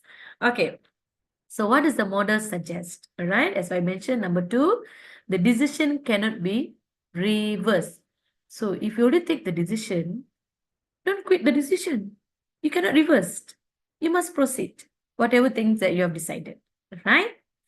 And the decision maker is responsible for his action. This is something very beautiful things, you know. You should apply this policy, this theory in your daily life, in your personal life.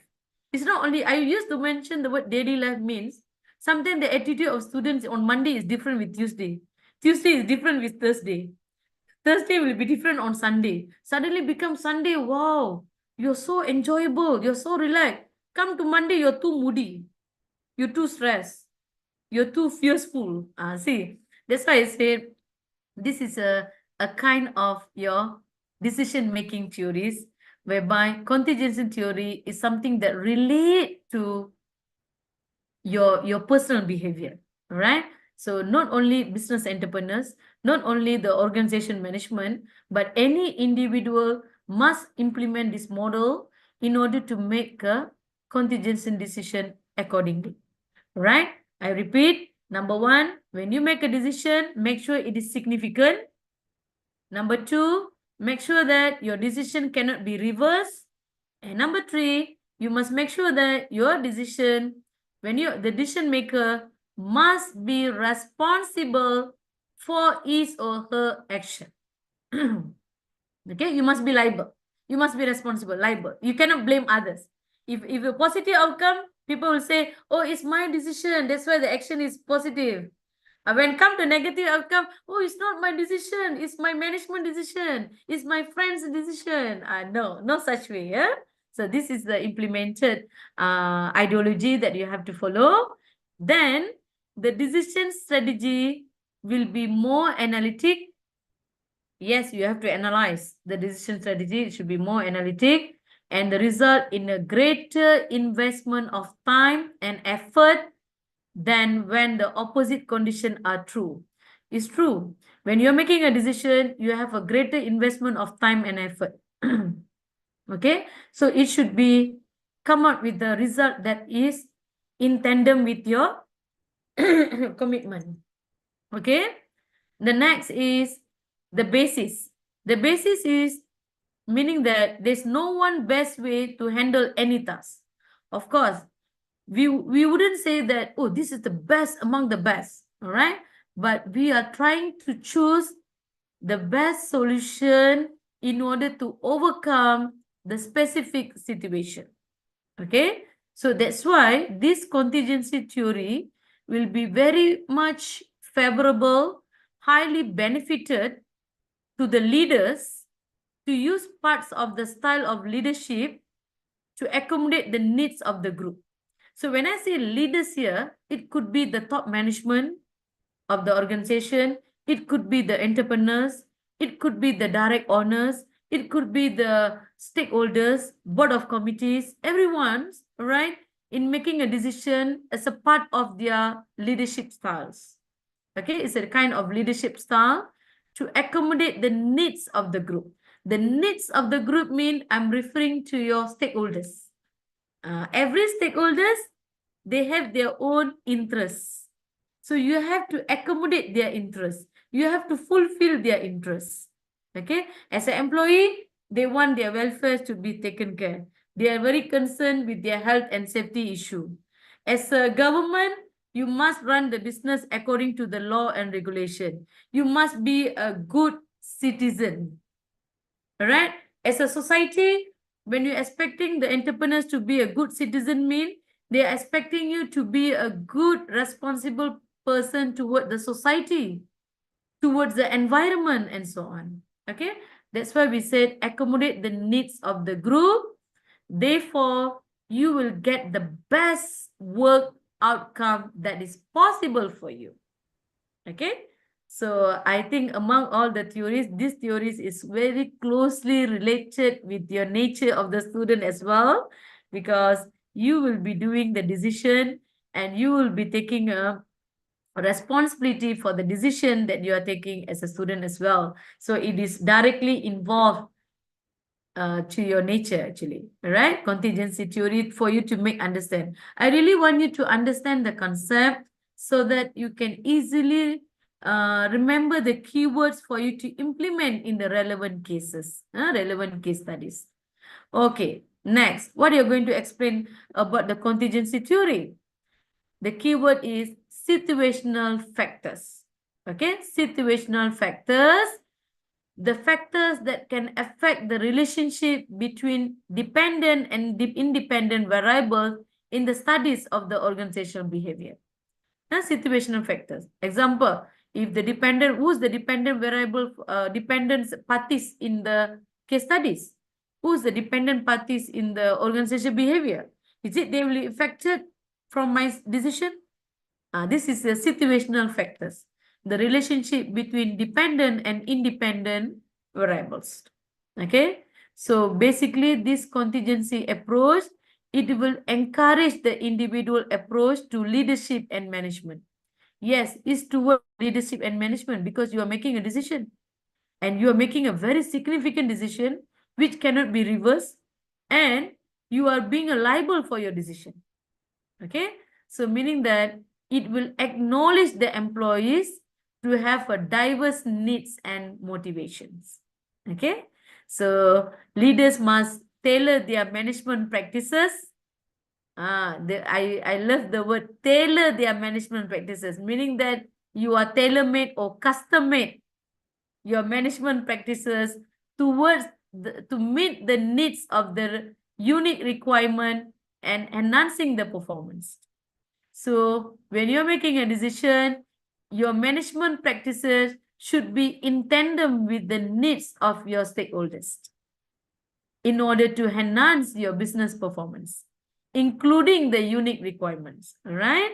That's why in some organization, they have the special care for the disabled employees.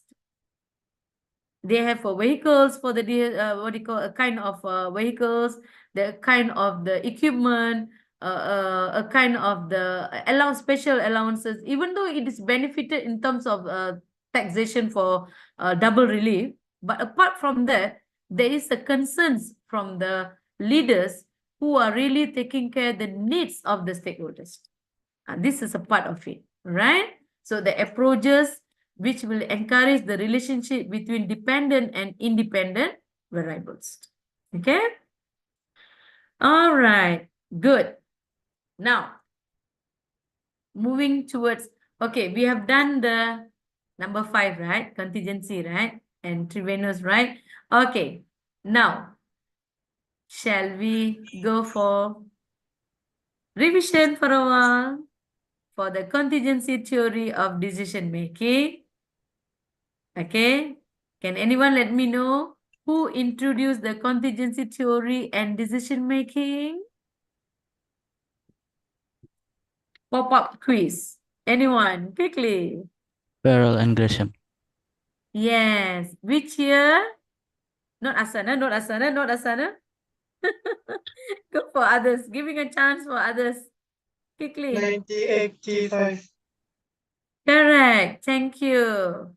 So what are the, I'll display for a while, sikit, I'll show a little bit for you. Okay, what are the models suggest for you? The 3 elements. Number 1, the The decision first should be decision are more significant, Miss. significant. Thank you, my son. Decision Thank you. Number 2, Decision This cannot be decision can be reversed, Miss. yes, decision cannot be reversed. Vidya. Thank you.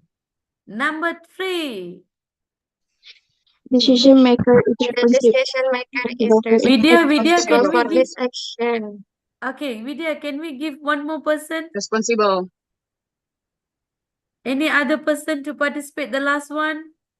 Beside Vidya?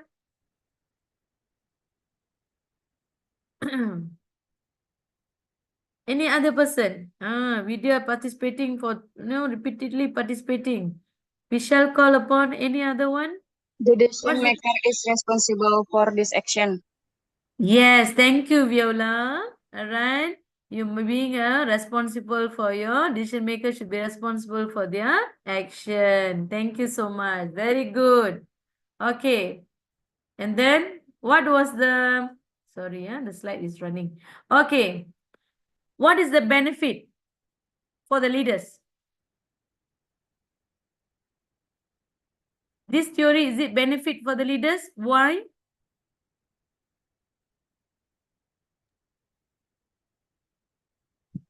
All style of leadership to accommodate the needs of the group. Very good. All styles of individual leadership. Yes, very good. To accommodate the needs of the group. Very good. Okay, we move on to the next. So, basically, what is the keyword? The contingency theory explain about what? Situational factor. Yes, situational factor. So, we are looking on the relationship between any other one? Relationship between in any organization behavior, you're looking on the situation between relationship between Dependent and Dependent independent variable in the study of organization behavior, independent Miss. variable in the study very of organization. good. Very good. Dependent and independent variables. Very good. Very good. So this contingency approach, so as a conclusion, it will encourage the leadership and management. Why? Because the leaders must tailor their management practice according to the unique requirement. Very good. Okay. Good. We have done the number 5 successfully. Now we are moving toward to the number 6. Okay. Are you still with me? Are you still in the momentum with me, all of you? If yes, ma'am. Yes, ma'am. send the thumbs up Yes, ma'am. emoji for me. Give me motivation, all of you. Thumbs up emoji.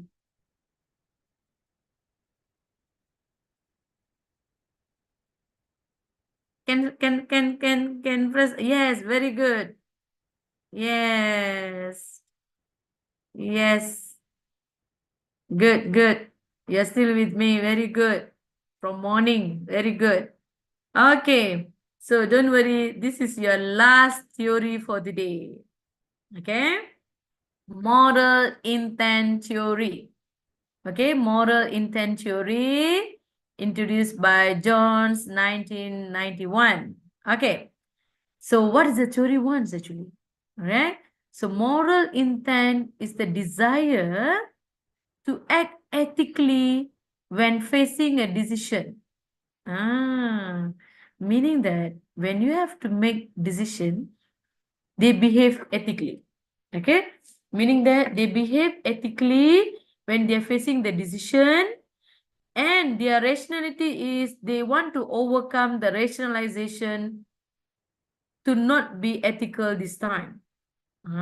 So meaning that if a person sees the ethical aspect of the decision and has the philosophical tools to make the right choice, he or she still needs to want to do the right things. What does you understand the things means? Okay, I simplified for you. So meaning that if you are looking on the ethical aspect of the decision, you have your own philosophical tools to make the right choice. Okay, so you still want to do the right thing even though the thing looks like unethical, because your intention is very strong. You want to have you want to act ethically. Even though the thing looks like unethical, you will have a choice to make the things to become ethical. Okay? Because your intention is very right. You want to do the right thing only. Right? So your moral intent is your desire to act. If I feel to act as ethically, of course I will act as ethically. If my desire is poor, my desire is to act as unethical, then that will be the outcome. That will be your actions, right? So this we call it your moral intention must be strong. Your moral intention must be very clear in order to act as ethical behavior. Okay? Or in other words, to act ethically. Okay? When you are facing any kind of decision-making situation to overcome the rationalization. Okay? So according to the Jones 1991, he issued contingent model of ethical decision making to add the construct of moral intensity. The purpose is to complement the individual and environmental factors that exist in previous ethical decision making model. Okay, so you want to add on the value for moral intensity. All right, your contingent model. Just now we have a contingency model of the decision making, right? So this Jones, he come up with that model, but he add on some construct, the construct so-called as moral intensity. He add on the value of moral intensity in the contingency model to make the model become more ethical in decision making. Okay, so what has been done? So moral intent theory, as I mentioned just now, he come up with the 6th dimension of moral intensity. Got 6 dimension for the moral intensity, which will influence decision makers' recognition of an issue, moral problem, and subsequent behavior. Okay, so decision have 4 steps. We have 4 steps in decision making according to Jones' model. Number 1, recognize issue. So recognize issue means identify the problem. Okay, in other words, you're going to identify the problem. Yeah, you have to recognize what is the issue, what's the problem. All right, that's number 1, the 4 steps in Jones' model. Number 2, you must make a judgment. Okay, you must make a judgment. So make a judgment means you must remember when you're making a judgment, you must recall the element that you have done about the moral judgment just now. Okay, moral sensitivity, moral judgment, moral character, moral intention. So it means you are making a judgment, moral judgment. Number 3, you should establish your moral intent. So what is your moral intent? What is your intention?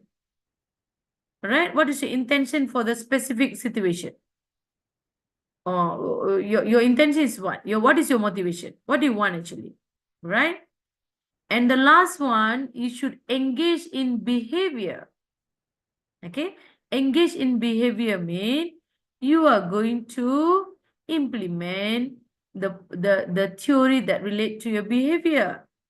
Okay? Remember your belief, your attitude, which will specify your actual behavior. So that's we call it engage in behavior. In order to have a behavior, you should remember on your belief and attitude. So everything will come to the conclusion. Everything is in the in collaborating, which is as everything will be blended in order for you to make a decision in Jones' model.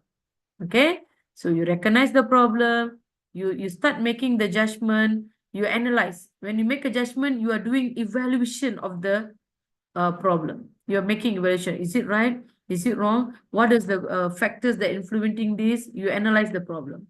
And then you come up with your intention. What is your moral intention? What do you want? You want this example. You want to take care this stakeholder A to be protected. This always happen. One of the case that I have gone through, the issue this happened in the whistleblowing situation. Okay, whistleblowers. I believe that you know what's the whistleblowers. So whistleblowers mean the person who are being voluntarily to speak out against unethical behavior in the organization, right? The person will do the reporting to the top management, is from the internal parties of the organization. Being a whistleblower, to blow mean to voice out any unethical action that's happening in the organization. Okay, so when you want to when you receive any of the complaint from the whistleblower, so you will recognize the issue, you will make the judgment, and when you make a judgment, you will protect the identity of the whistleblower as well. That's part of your judgment also. Okay, and then you will create your moral intention. What do you want? What is your moral intent? What is the outcome that you are desiring for? All right, and finally only you will engage in your behavior. So your behavior will turn your actual action. Okay, your behavior will turn as your actual action because your belief and your attitude will portray your actual behavior. Right? So according to Jones, by having these 4 steps, he will made up of 6 dimension of moral intensity. Okay, we have the 6th dimension of the moral intensity. Number 1. Can anyone read for me? Now I'm having a reading session. Can anyone read for me? What is number 1? Yang belum participate lagi. Kita dah habis kelas ni. We're going to end the class, right? So why not? I listen to many voices today. Alright, what is number 1? Magnitude of consequences. Magnitude of consequences. Salsabila, thank you. Number 2. Social consensus. Social consensus. Vina, thank you, Vina. Number 3. Probability of effect. Facts. Probability of effect. Putri, thank you. Number 4. Temporal immediacy. Monica, is it? Temporal immediacy. Very good. Number 5.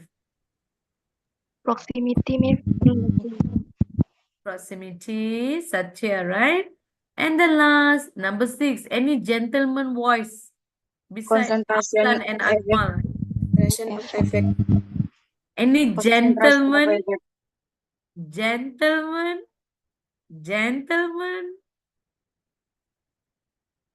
Not Hassan, not Akmal. I already remember your names. Beside these 2, any gentleman today? Concentration of effect, ma'am. Yes, Randy. Thank you, Randy. Concentration of effects. All right, very good. So now, remember all these things. All right, we are going to look at it in more detail. All right, this will be a more detail. Belum lagi thank you. Wait for thank you. Lama lagi thank you. All right. Okay, now we are going to learn everything in more detail. Number 1. Moral intensity theories. We are going to look at on the first dimension, magnitude of consequences. Okay. Can anyone read for me? Because we are going towards the end, right? So now I listen to you. I listen to your voice.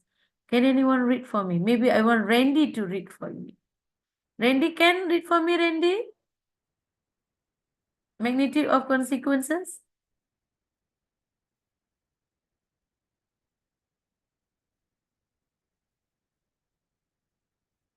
Randy can?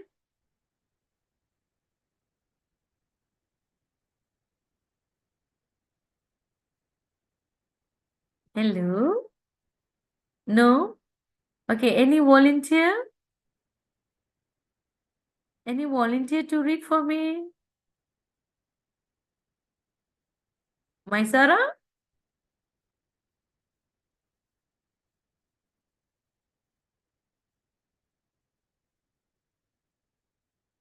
Siti Maisara, are you willing?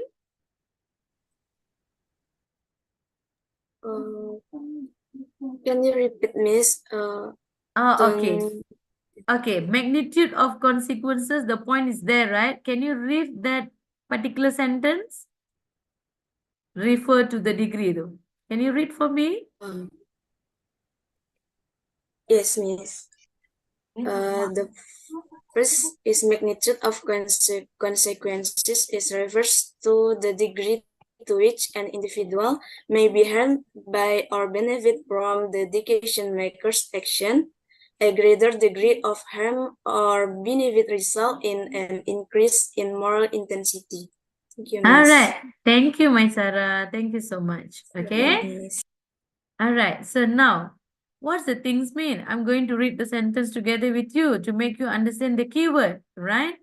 Degree to which an individual may be harmed by, maybe harm, or maybe benefit. Correct?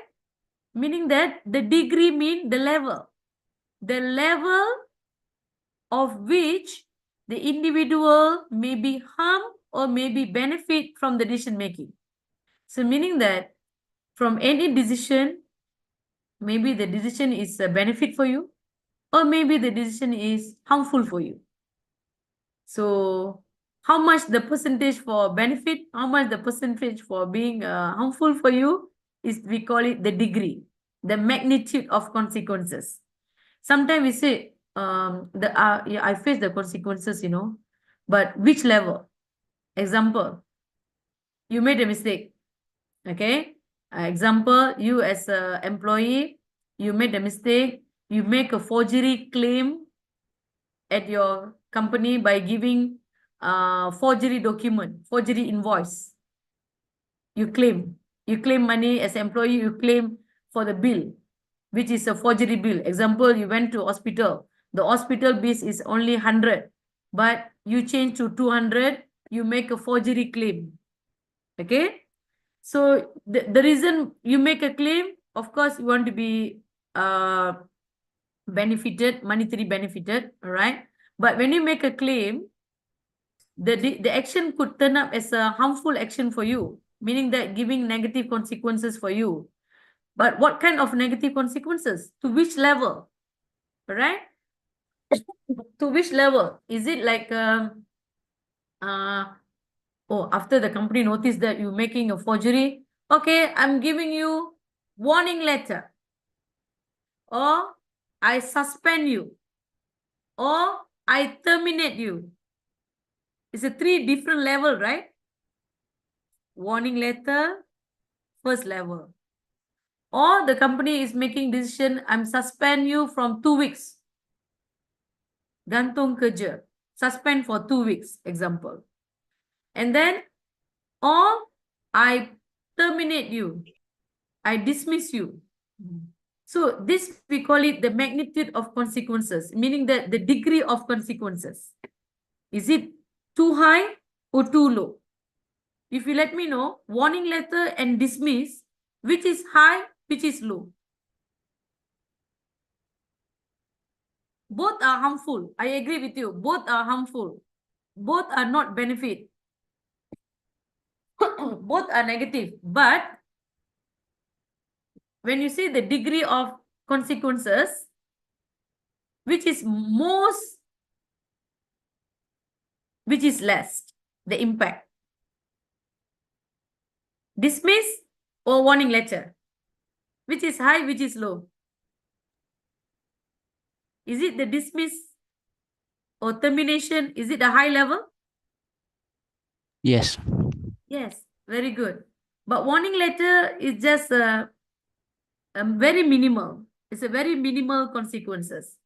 Compared to termination is very maximum level of consequences. So this, we call it the degree to which an individual may be harmed or benefit from the decision making, from the decision maker's action. The one that I explained to you is a negative consequences. It could be positive consequences. When I say positive consequences, maybe something like you are having a benefit, a kind of a benefit in the organizations. All right. So a greater degree of harm or benefit result in an increase in moral intensity. Okay. If you have high level of negative or high level of positive impacts or degree of consequences, it will increase the moral intensity. Okay. So that's the dimensions about it. All right? Okay. Number 2. Can anyone read for me the number 2?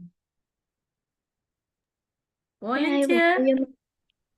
Yes, thank you, my dear Salsa. Yeah. Temporal immediacy refers to the length of time between the action and its consequences. An action that results in immediate negative consequences will cause a greater increase in moral intensity than an action for which the consequences are delayed. All right, thank you, Salsa. All right, so basically, it is referring to the length of time. All right, length of time. So how long the duration? How long the duration between the action and the consequences? Example, like you as a student, when you sit for your exam. Example, this year, when you are sitting for exam, when is your final exam this year? Sharing with me, I'm just going to give an example for you. When is your final exam this year? Is it June, July? May Yes, or maybe June. June. Yes. June. Okay, I put it approximately is June. When you sit for the exam in June, when will be your result come out? Is it somewhere September, October?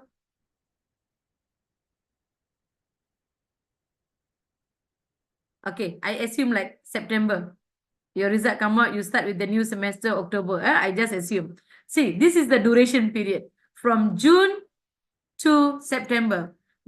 From June, you're making a decision in order to sit for the exam. You make a decision, oh, this time I want to sit for the exam as efficient as possible. I want to do my level best. So you will sit for your exam. That's the decision that you have taken to sit for the exam on the June. So you have to wait for the length of time in order to see the outcome. Whether the action that you have taken in June, is it will giving you a positive benefit or negative benefit for you somewhere in September? The duration period, that's we call it the length of time between the action and the consequences. Okay? I'm giving a very close example to you. Same thing goes to the organization. When the organization introduce new product, example, automobile industry. Normally, they will launch new vehicle, new car. When they launch a new car, they don't know yet about the consequences of the car from the public until the first batch has been released. Once the first batch has been released, people have started using the vehicle, people will drop their comments. People will leave their reviews. So after looking on the result, then only they will see whether is the launch of the car giving a positive consequences or negative consequences to the owner of the business. All right. So that's we call it is a temporal immediacy in order to refer to the action between the time length between the action and the consequences. All right. So the action that result in immediate negative consequences will cause a greater increase in moral intensity. This is a problem. If you can get the consequences which is immediately, this week I make an action, next week the result is come out. So this is quite fast, very within the short period, right? So this we call it immediate negative consequences will give a greater increase in moral intensity. More negative, higher moral intensity. Okay, so then the action for which the consequences are delayed. More delay, more decrease the moral intensity. Okay, good. We proceed with the third. Any volunteer to read for me? Yes, Miss. Yes. Social consensus refers to the degree of agreement among a social group that an action is good or bad. Okay, good. Social consensus, meaning that degree of agreement among a social group, then an action is good or bad. So meaning that you have a kind of agreement, in other words, a social contract with the social group, whether your action is good or bad. So this strong social contract that an act is morally wrong increase the moral intensity. Okay, example, when someone doing business, they are posting so much information in social media. Okay, they are posting so much of information in social media, can be Facebook, can be TikTok, can be Instagram or anything. All right, but meaning that you're having a social contract for your action, whether your action is right or wrong in terms of your promotional video for your product in the social media. Okay, so the action is morally, if you're having a strong social concerns ataupun social contract, then the act is considered morally wrong. If morally wrong, it will increase your moral intensity. If morally right, it will decrease your moral intensity. So whether the determination whether your action is right or wrong is determined by social group. That's why we say netizen group. Sometimes we say netizen group in social media, we call it netizen group. Or social group can be non-social media as well, can be a public. All right, public which is not come from netizen as well. So basically, it's the social norms of people understanding belief whether your action is right or wrong. If majority say your action is right, then your moral intensity is low. If majority say your action is wrong, then it will increase your moral intensity. Okay, that's your social concerns. All right, next, number 4. Can I have a volunteer?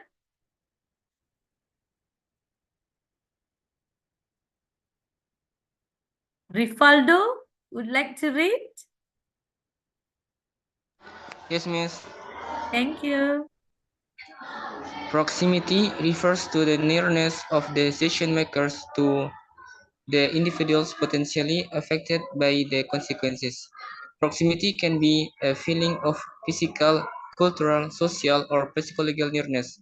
An increase in proximity results in an increase of moral intensity. Thank you, Rifaldo. I like your name, Rifaldo. Okay. All right. So what do you mean by proximity?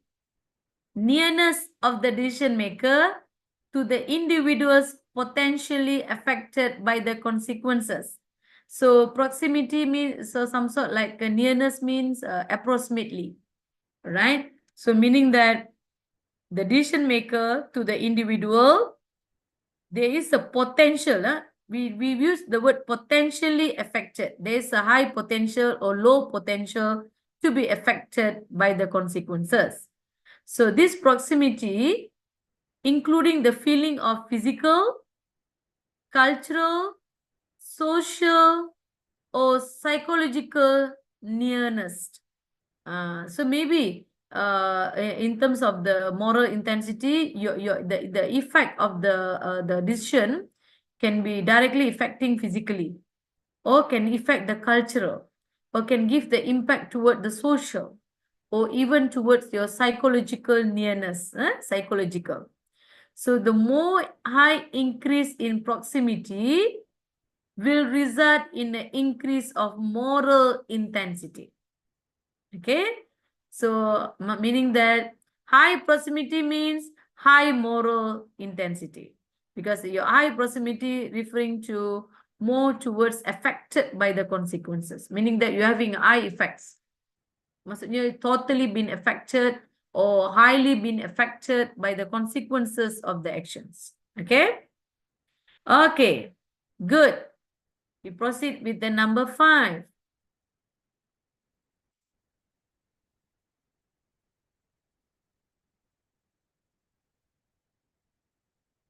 Anyone who haven't participated would like to give a try? Can I, ma'am? Yes, Fauzan, sure. The point of number 5 is probability of effect. Refers to the likelihood that the predicted consequences and the expected level of harm or benefit will occur. If the probability that the action will occur and cause the predicted harm is high, moral intensity increases. Thank you, ma'am. Okay, thank you, Fauzan. So probability of effect is referred to likelihood that the predicted consequences and the expected level of harm or benefit that will occur. So meaning that your probability of the effect, when you have you think about if I make this decision, I could think about the possibility of this effect that might happen. So that is a probability. So you have some kind of predicted consequences. You're having a probability means you're having a predicted consequences, and these consequences can be harmful or can be benefit to you. Okay, and you maybe can expect the expected level that of the consequences. Okay, so if the probability that the action will occur, if you think that it will be negative probability, which it will be very harmful, and you are predicting the level is quite high, of course, the moral intensity will be very high. In other words, increased. If you think that the action will occur and cause the predicted harm is low, so the moral intensity will be low. So basically, it is a positive relationship. All right, it's a positive relationship. You are predicting the consequences. All right, you are predicting of consequences which could be expected, whether it is very positive or negative. Right? Okay, and the last one. Can I, Miss? Yes, Shaila. Concentration of effect refers to the relationship between the number of people affected and the magnitude of harm. Okay, good. Concentration of effect. So what do you mean by concentration of effect? This is referring to the relationship between the number of people affected and the magnitude of harm. Magnitude means the degree. All right, the degree of your harmful level. All right, so it is basically the relation between how many people affected. We are looking on the number of people who are affected. If you made any decision and let's say you are the producer of a cosmetic product, and unfortunately, in order to give them consumers to be satisfied with your branding, you have increased the high level of mercury in your cosmetic product. Okay, and majority of your consumers suffering from the negative impact of the mercury level in the cosmetic. So you are going to look at how many number of people affected and how the magnitude of the harm. Is it just a level of hospitalization, or is it any serious case? Is it any death? So you will look at on the magnitude of harm, the level of the consequences, and how many numbers. If just only 5 of them compared to 5,000 of them, is a 2 different magnitude level. Okay, so that's we solid concentration of the effects. Okay, and I have done successfully all the 6 theories with you. Okay, we are going to do some what do you call revision. Okay, we are going to do some revision together. Before that, do you have anything to ask before I proceed further?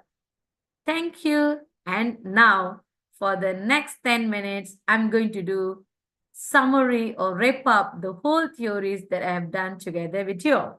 Okay, are you ready? Shall we do it together?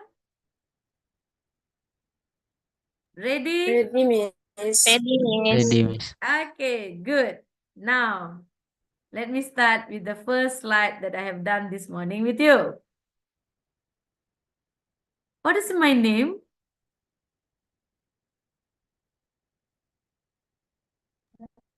Miss Fanny Tanggamani, Miss. Wow, thank you for remembering me for the Miss past 2 Fani. hours. Thank you. Okay, these are the 6 theories that we have covered together.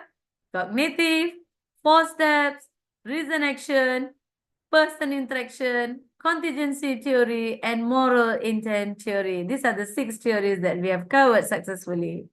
Okay, now the task is you are going to highlight the keyword from every slide. Just let me know what are the relevant information, the key significant information that you're finding from the each slide you're going to share with me. Okay, for this slide, cognitive moral development, first slide. What is the information that you'd like to share with me? What is the keywords? Any keywords? Any important facts? Anyone? Moral judgment. Moral judgment. Sorry, come again, Akmal? Moral judgment, ma'am. Moral development. Good. Some more? Any more points? Recalling station. 1960. What do you say, Putri? Have 6 stages. This slide, I never mentioned about stages yet. We go slide by slide together, revision. Okay, only for this slide. What are the important points? In the cognitive moral development by philosopher by Kohlberg Miss in the years 1965 Miss. 1969, Lawrence Kohlberg. Thank you. So what is the Kohlberg say? What is the third bullet saying? What is the key point in the third bullet? Rational. I did say something just now. I explained in the morning. What is that? Rational thinking process. Yes, rational thinking process, meaning that you are involving your emotional process together in your moral judgment. Okay, this is the point for the first slide. Second slide. Now, what are the important points? Quickly. 6 stages. Yes, you have 6 stages. Okay. These 6 stages for you to, what is the function in overall? Responding to Moral dilemmas dan its projections. Moral Yes. dilema dan spread. Yes, you are responding to moral dilemmas ataupun ethical dilemmas. Alright? Okay, what else the important points? Quickly. In the slide, 6 stages from 3 level, Miss. The level is pre-conventional, conventional, and post-conventional. Yes, Yes. that's for this slide. Good? Thank you. Move on to the next slide. Okay, pre-conventional. What is the keyword? Anyone would like to share with me? Stage 1. What is the key point here? Obedience and punishment. Yes. Number 2. What is the keyword? Self-interest. Self-interest orientation, Miss. Self-interest. Maybe I use this slide. So when I say obedience and punishment, what is the keyword?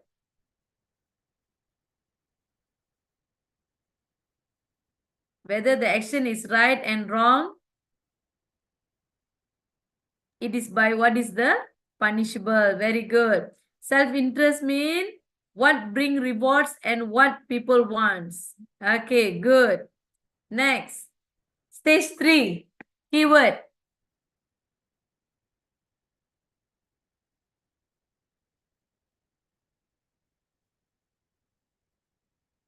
Quickly.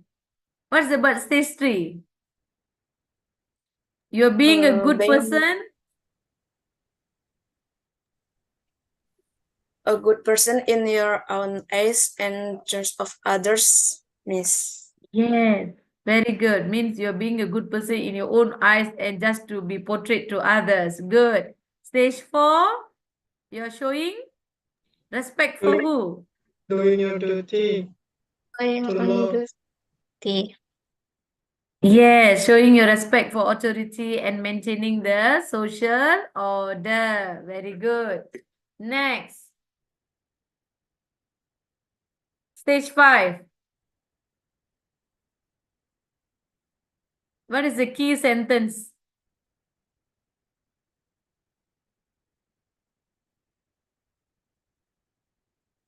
The laws are regarded. Social contracts. For stage Okay, Monica wanted to try quickly. A social control, a contracts result in Different reproduction. opinions.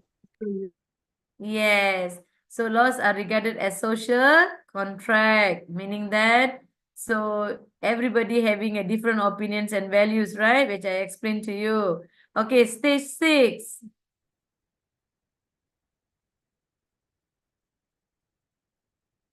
Moral reasoning is based on what? Abstract reasoning. Abstract reasoning using universal ethical principle. Yes, Akmal. Abstract reasoning using universal ethical principle. I did explain to you, right? Universal ethical principle. Very good. Okay. Let me move on to the next. Okay, wait. We have done this. Okay, now this slide, 4 steps of decision making. What is the important point over here? Quickly.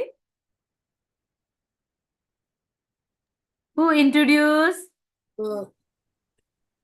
from slide in the number 1968, 66. 2. Yes, RES 1986. Okay. What he wanted to determine actually?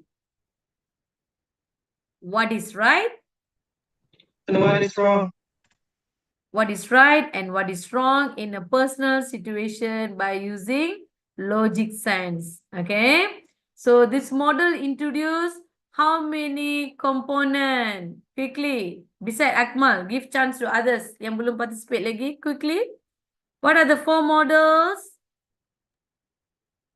Moral sensitivity, moral judgment, moral Okay. motivation, and moral character. All right. Thank you. So we are going to look at, can you let me know, moral sensitivity.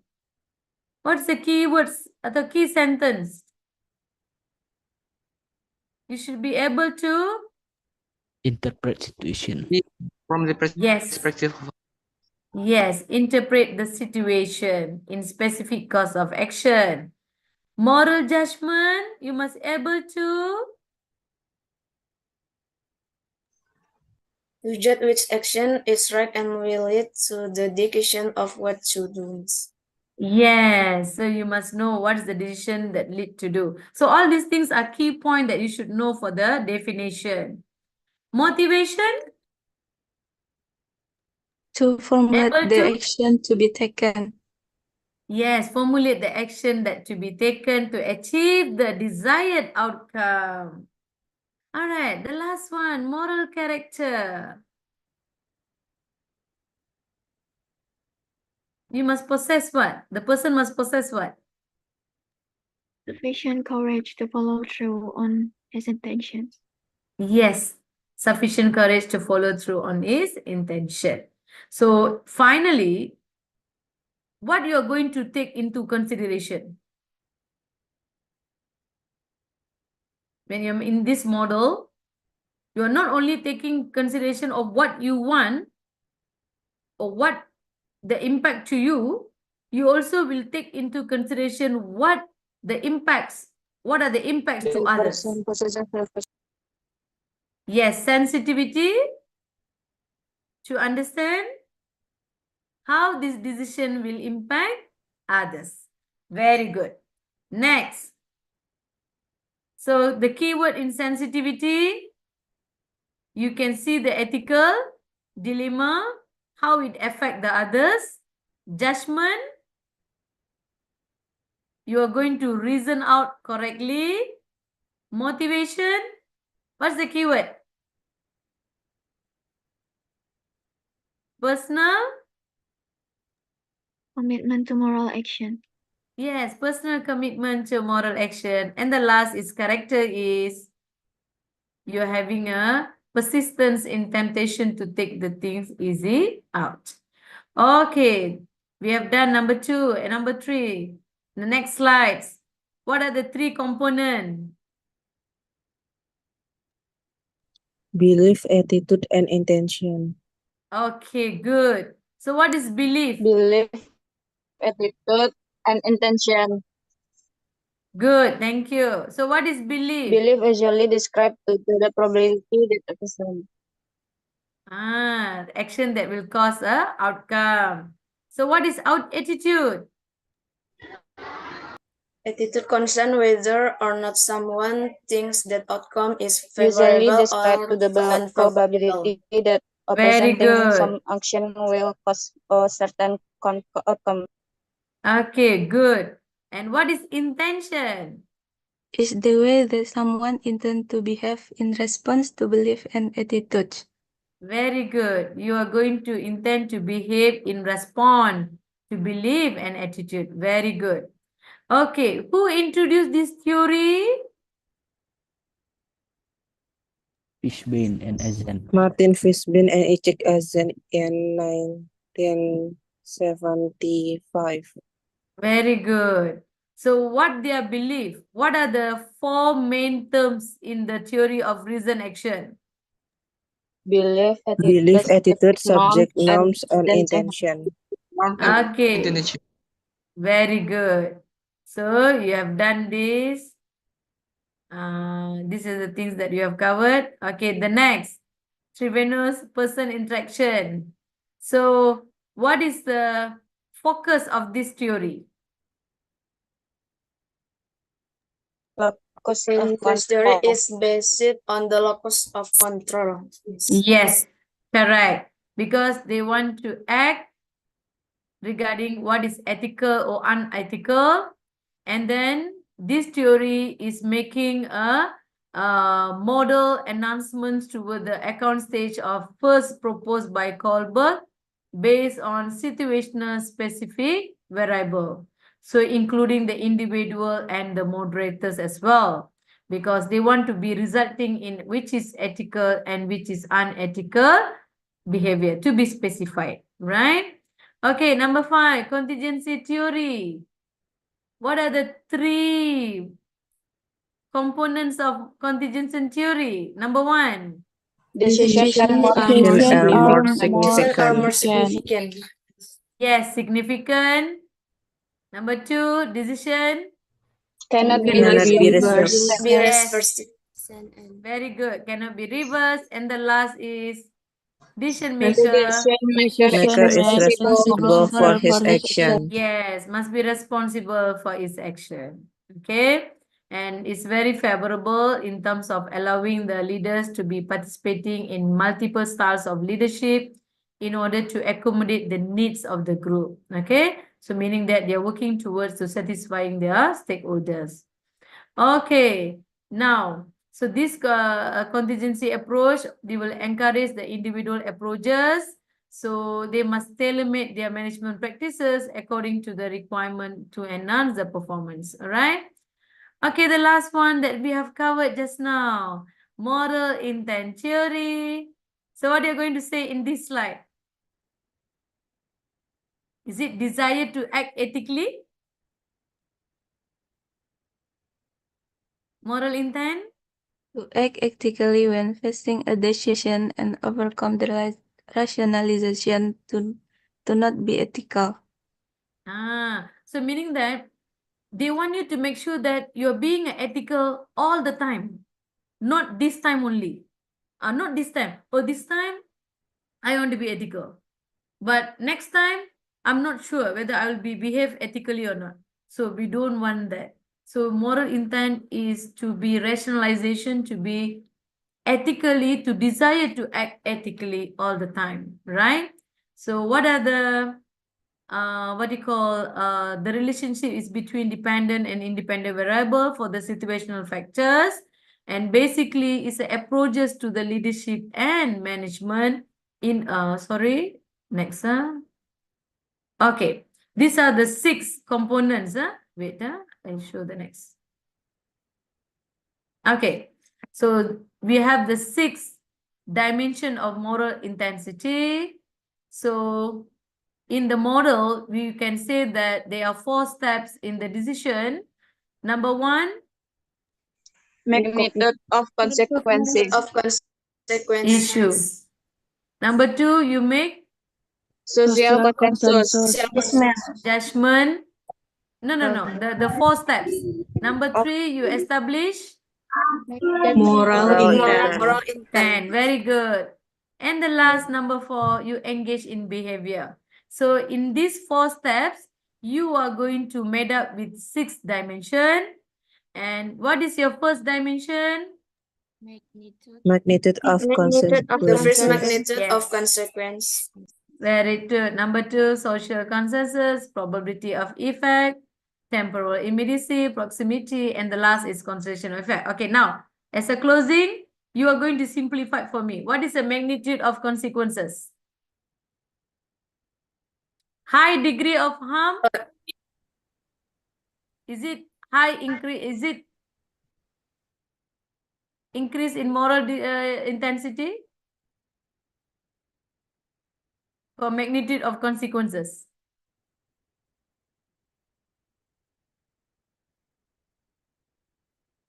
High degree of harm or benefit? What is the result? The last sentence of magnitude of consequences. A greater degree of harm or benefit results in an increase in moral intensity.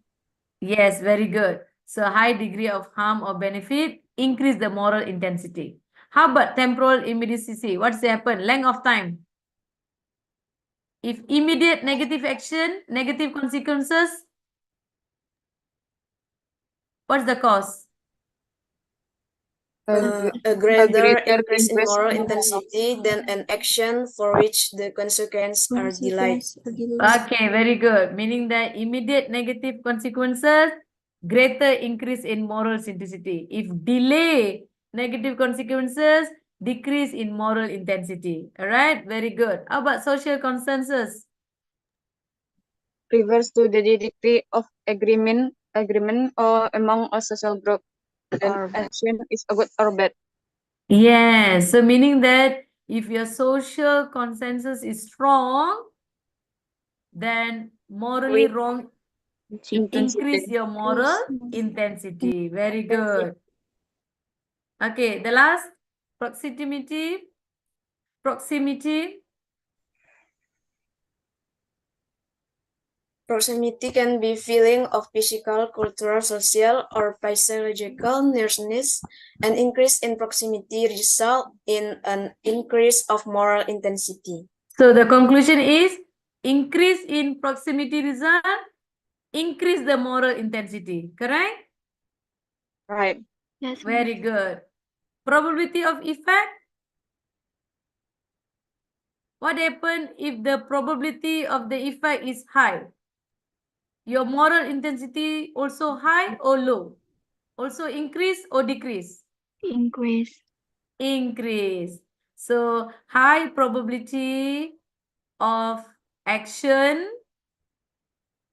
will have a high probability, high moral intensity. All right.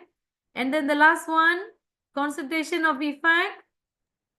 Refers to the relationship Refers to the between the number of relationship people between the number of people affected and the magnitude of harm. Yes. So between the relationship between what is the magnitude of the harm and who are the number of people that have been affected. Remember, I told you regarding the cosmetic product, how many of them have been suffered. So level of harmness, then you will measure with the number of people, those who are affected. All right. So by then, thank you so much. I'm having a session with you. How's your feeling today? Do you understand better? I'm happy. Are you happy? Are you Yes, okay, all miss. of you? It's really like So happy, miss. Rifaldo, thank you so much. All right. So I'm so happy having experience with the collaborating with UNP students today. It's a greater feeling for me. All right. So I leave the session to Dr. Ika. Is it Dr. Ika is around here? Yes, Dr. Fani. Thank you, Dr. Ika, being with me.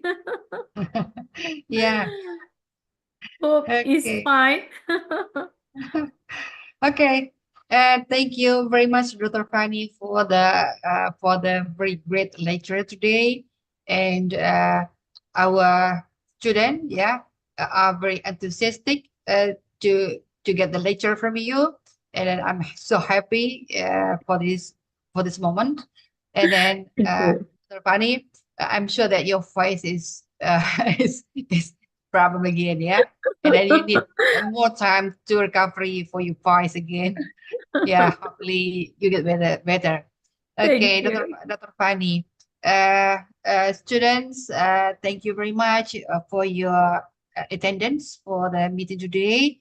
And then let me introduce to you, Dr. Fani, my colleague, Miss Fani. Also, the name is also the same with you, Miss Fani. Okay. She is here with us too. Miss Fani, hello, Miss Fani. Uh, I must look for. Yeah. The other lecturer for the Miss Ethic is Miss Fanny. And then Miss Joy with us. And then I want to introduce you too. All right. Miss Fanny. Oh, all right. Miss Fanny actually have the other Zoom meeting for the Okay. other subject. And maybe Okay. she doesn't finish yet. Okay. All right. Okay, Dr. Fani, let we make the photo together as Sure. the memory for the first meeting. Okay, students, prepare yourself. I'm a photo. I take the picture. 1, 2, 3.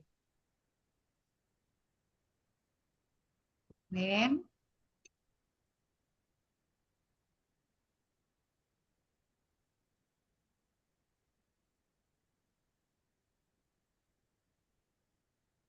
okay. Okay, the students, so you can find the comprehensive perspective from Dr. Fani about the theory of ethical decision making. And there are so many theories, and then Dr. Fani has presented the most influential theory in the ethical research, right? And then I'm sure now you understand better, and then you can use this theory to conduct your research for as the last requirement to final your study at the graduate level. So Miss Fanny, in UNP, the student will make the research as the final requirement to finish their study here. So I'm sure that the theory of the ethic that you presented before will be very important for them to conduct their study or to conduct their research. Okay, and then thank you very much for the all student too and Miss Fanny too. And then inshallah we meet again in the second meeting. And then I will inform you student the next week, Miss Fanny, Dr. Fanny. Yeah. Yes, in the next week. I'm so Yeah. happy with the session today. Yeah. Dr. Ika, Okay. am I going to meet the same group of students for next week also? For the second meeting, same group of students, right? The same student. Yes. Yeah, All the same right. student and the same time. All right. So, dear students, so meet you again for the next session somewhere by next week, if I'm not mistaken, next week, Wednesday. All right. So, wish you all the best for the topic 4. I'm looking forward topic 5 to be enjoyable learning, teaching and learning with you all. All right. Yeah. Once again, Yeah. thank you so much for your attendance for today's. Yeah. Okay, thank Thank you, you, Dr. Dr. Fanny. Ika. Yeah. Thank Bye-bye. you. Yeah, Thank and you. more for the student, please stay for a moment because I will check your absence and then your attendance. And then I make the picture again for you all as the attendance of this meeting. Okay. All right. Okay. Please stay for a moment. Thank you. Thank you, Dr. Ika. I leave Yeah. the session. Thank you so Yeah. much. Bye, Thank all you, of Dr. you. Fanny. Bye. Bye. See you. Thank you, Selamat membuka, Miss. Lisa. Thank you. Yeah. Thank you, Miss. Thank you. Thank you. Okay, guys, thank you so much for your attendance today. I'm very happy to see you are enthusiastic for the lecture today. And then let me make the picture of all of you again as the attendance of the meeting today. Okay, 1, 2, 3. Please prepare yourself. 1, 2, 3. Moment.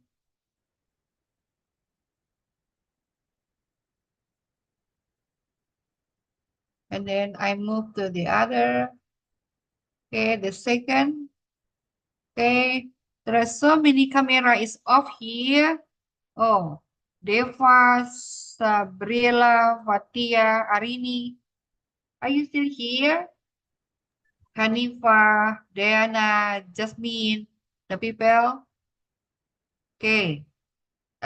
Please prepare yourself. I take the picture again. 1, 2, 3.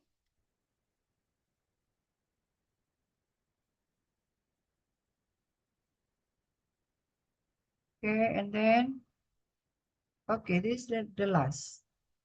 Okay. All right. Thank you so much. See you again in the second meeting next week with Dr. Fani again. And for student for the research method, you get the lecture with me at the 1:30 o'clock today. Right? Please join with me today via Zoom meeting for the subject of research method. It is for the international class. Thank you. Bye-bye. Thank you, ma'am. Assalamualaikum warahmatullahi Thank you, wabarakatuh. ma'am. Waalaikumsalam. Waalaikumsalam warahmatullahi wabarakatuh. Thank you. Thank you. Bye.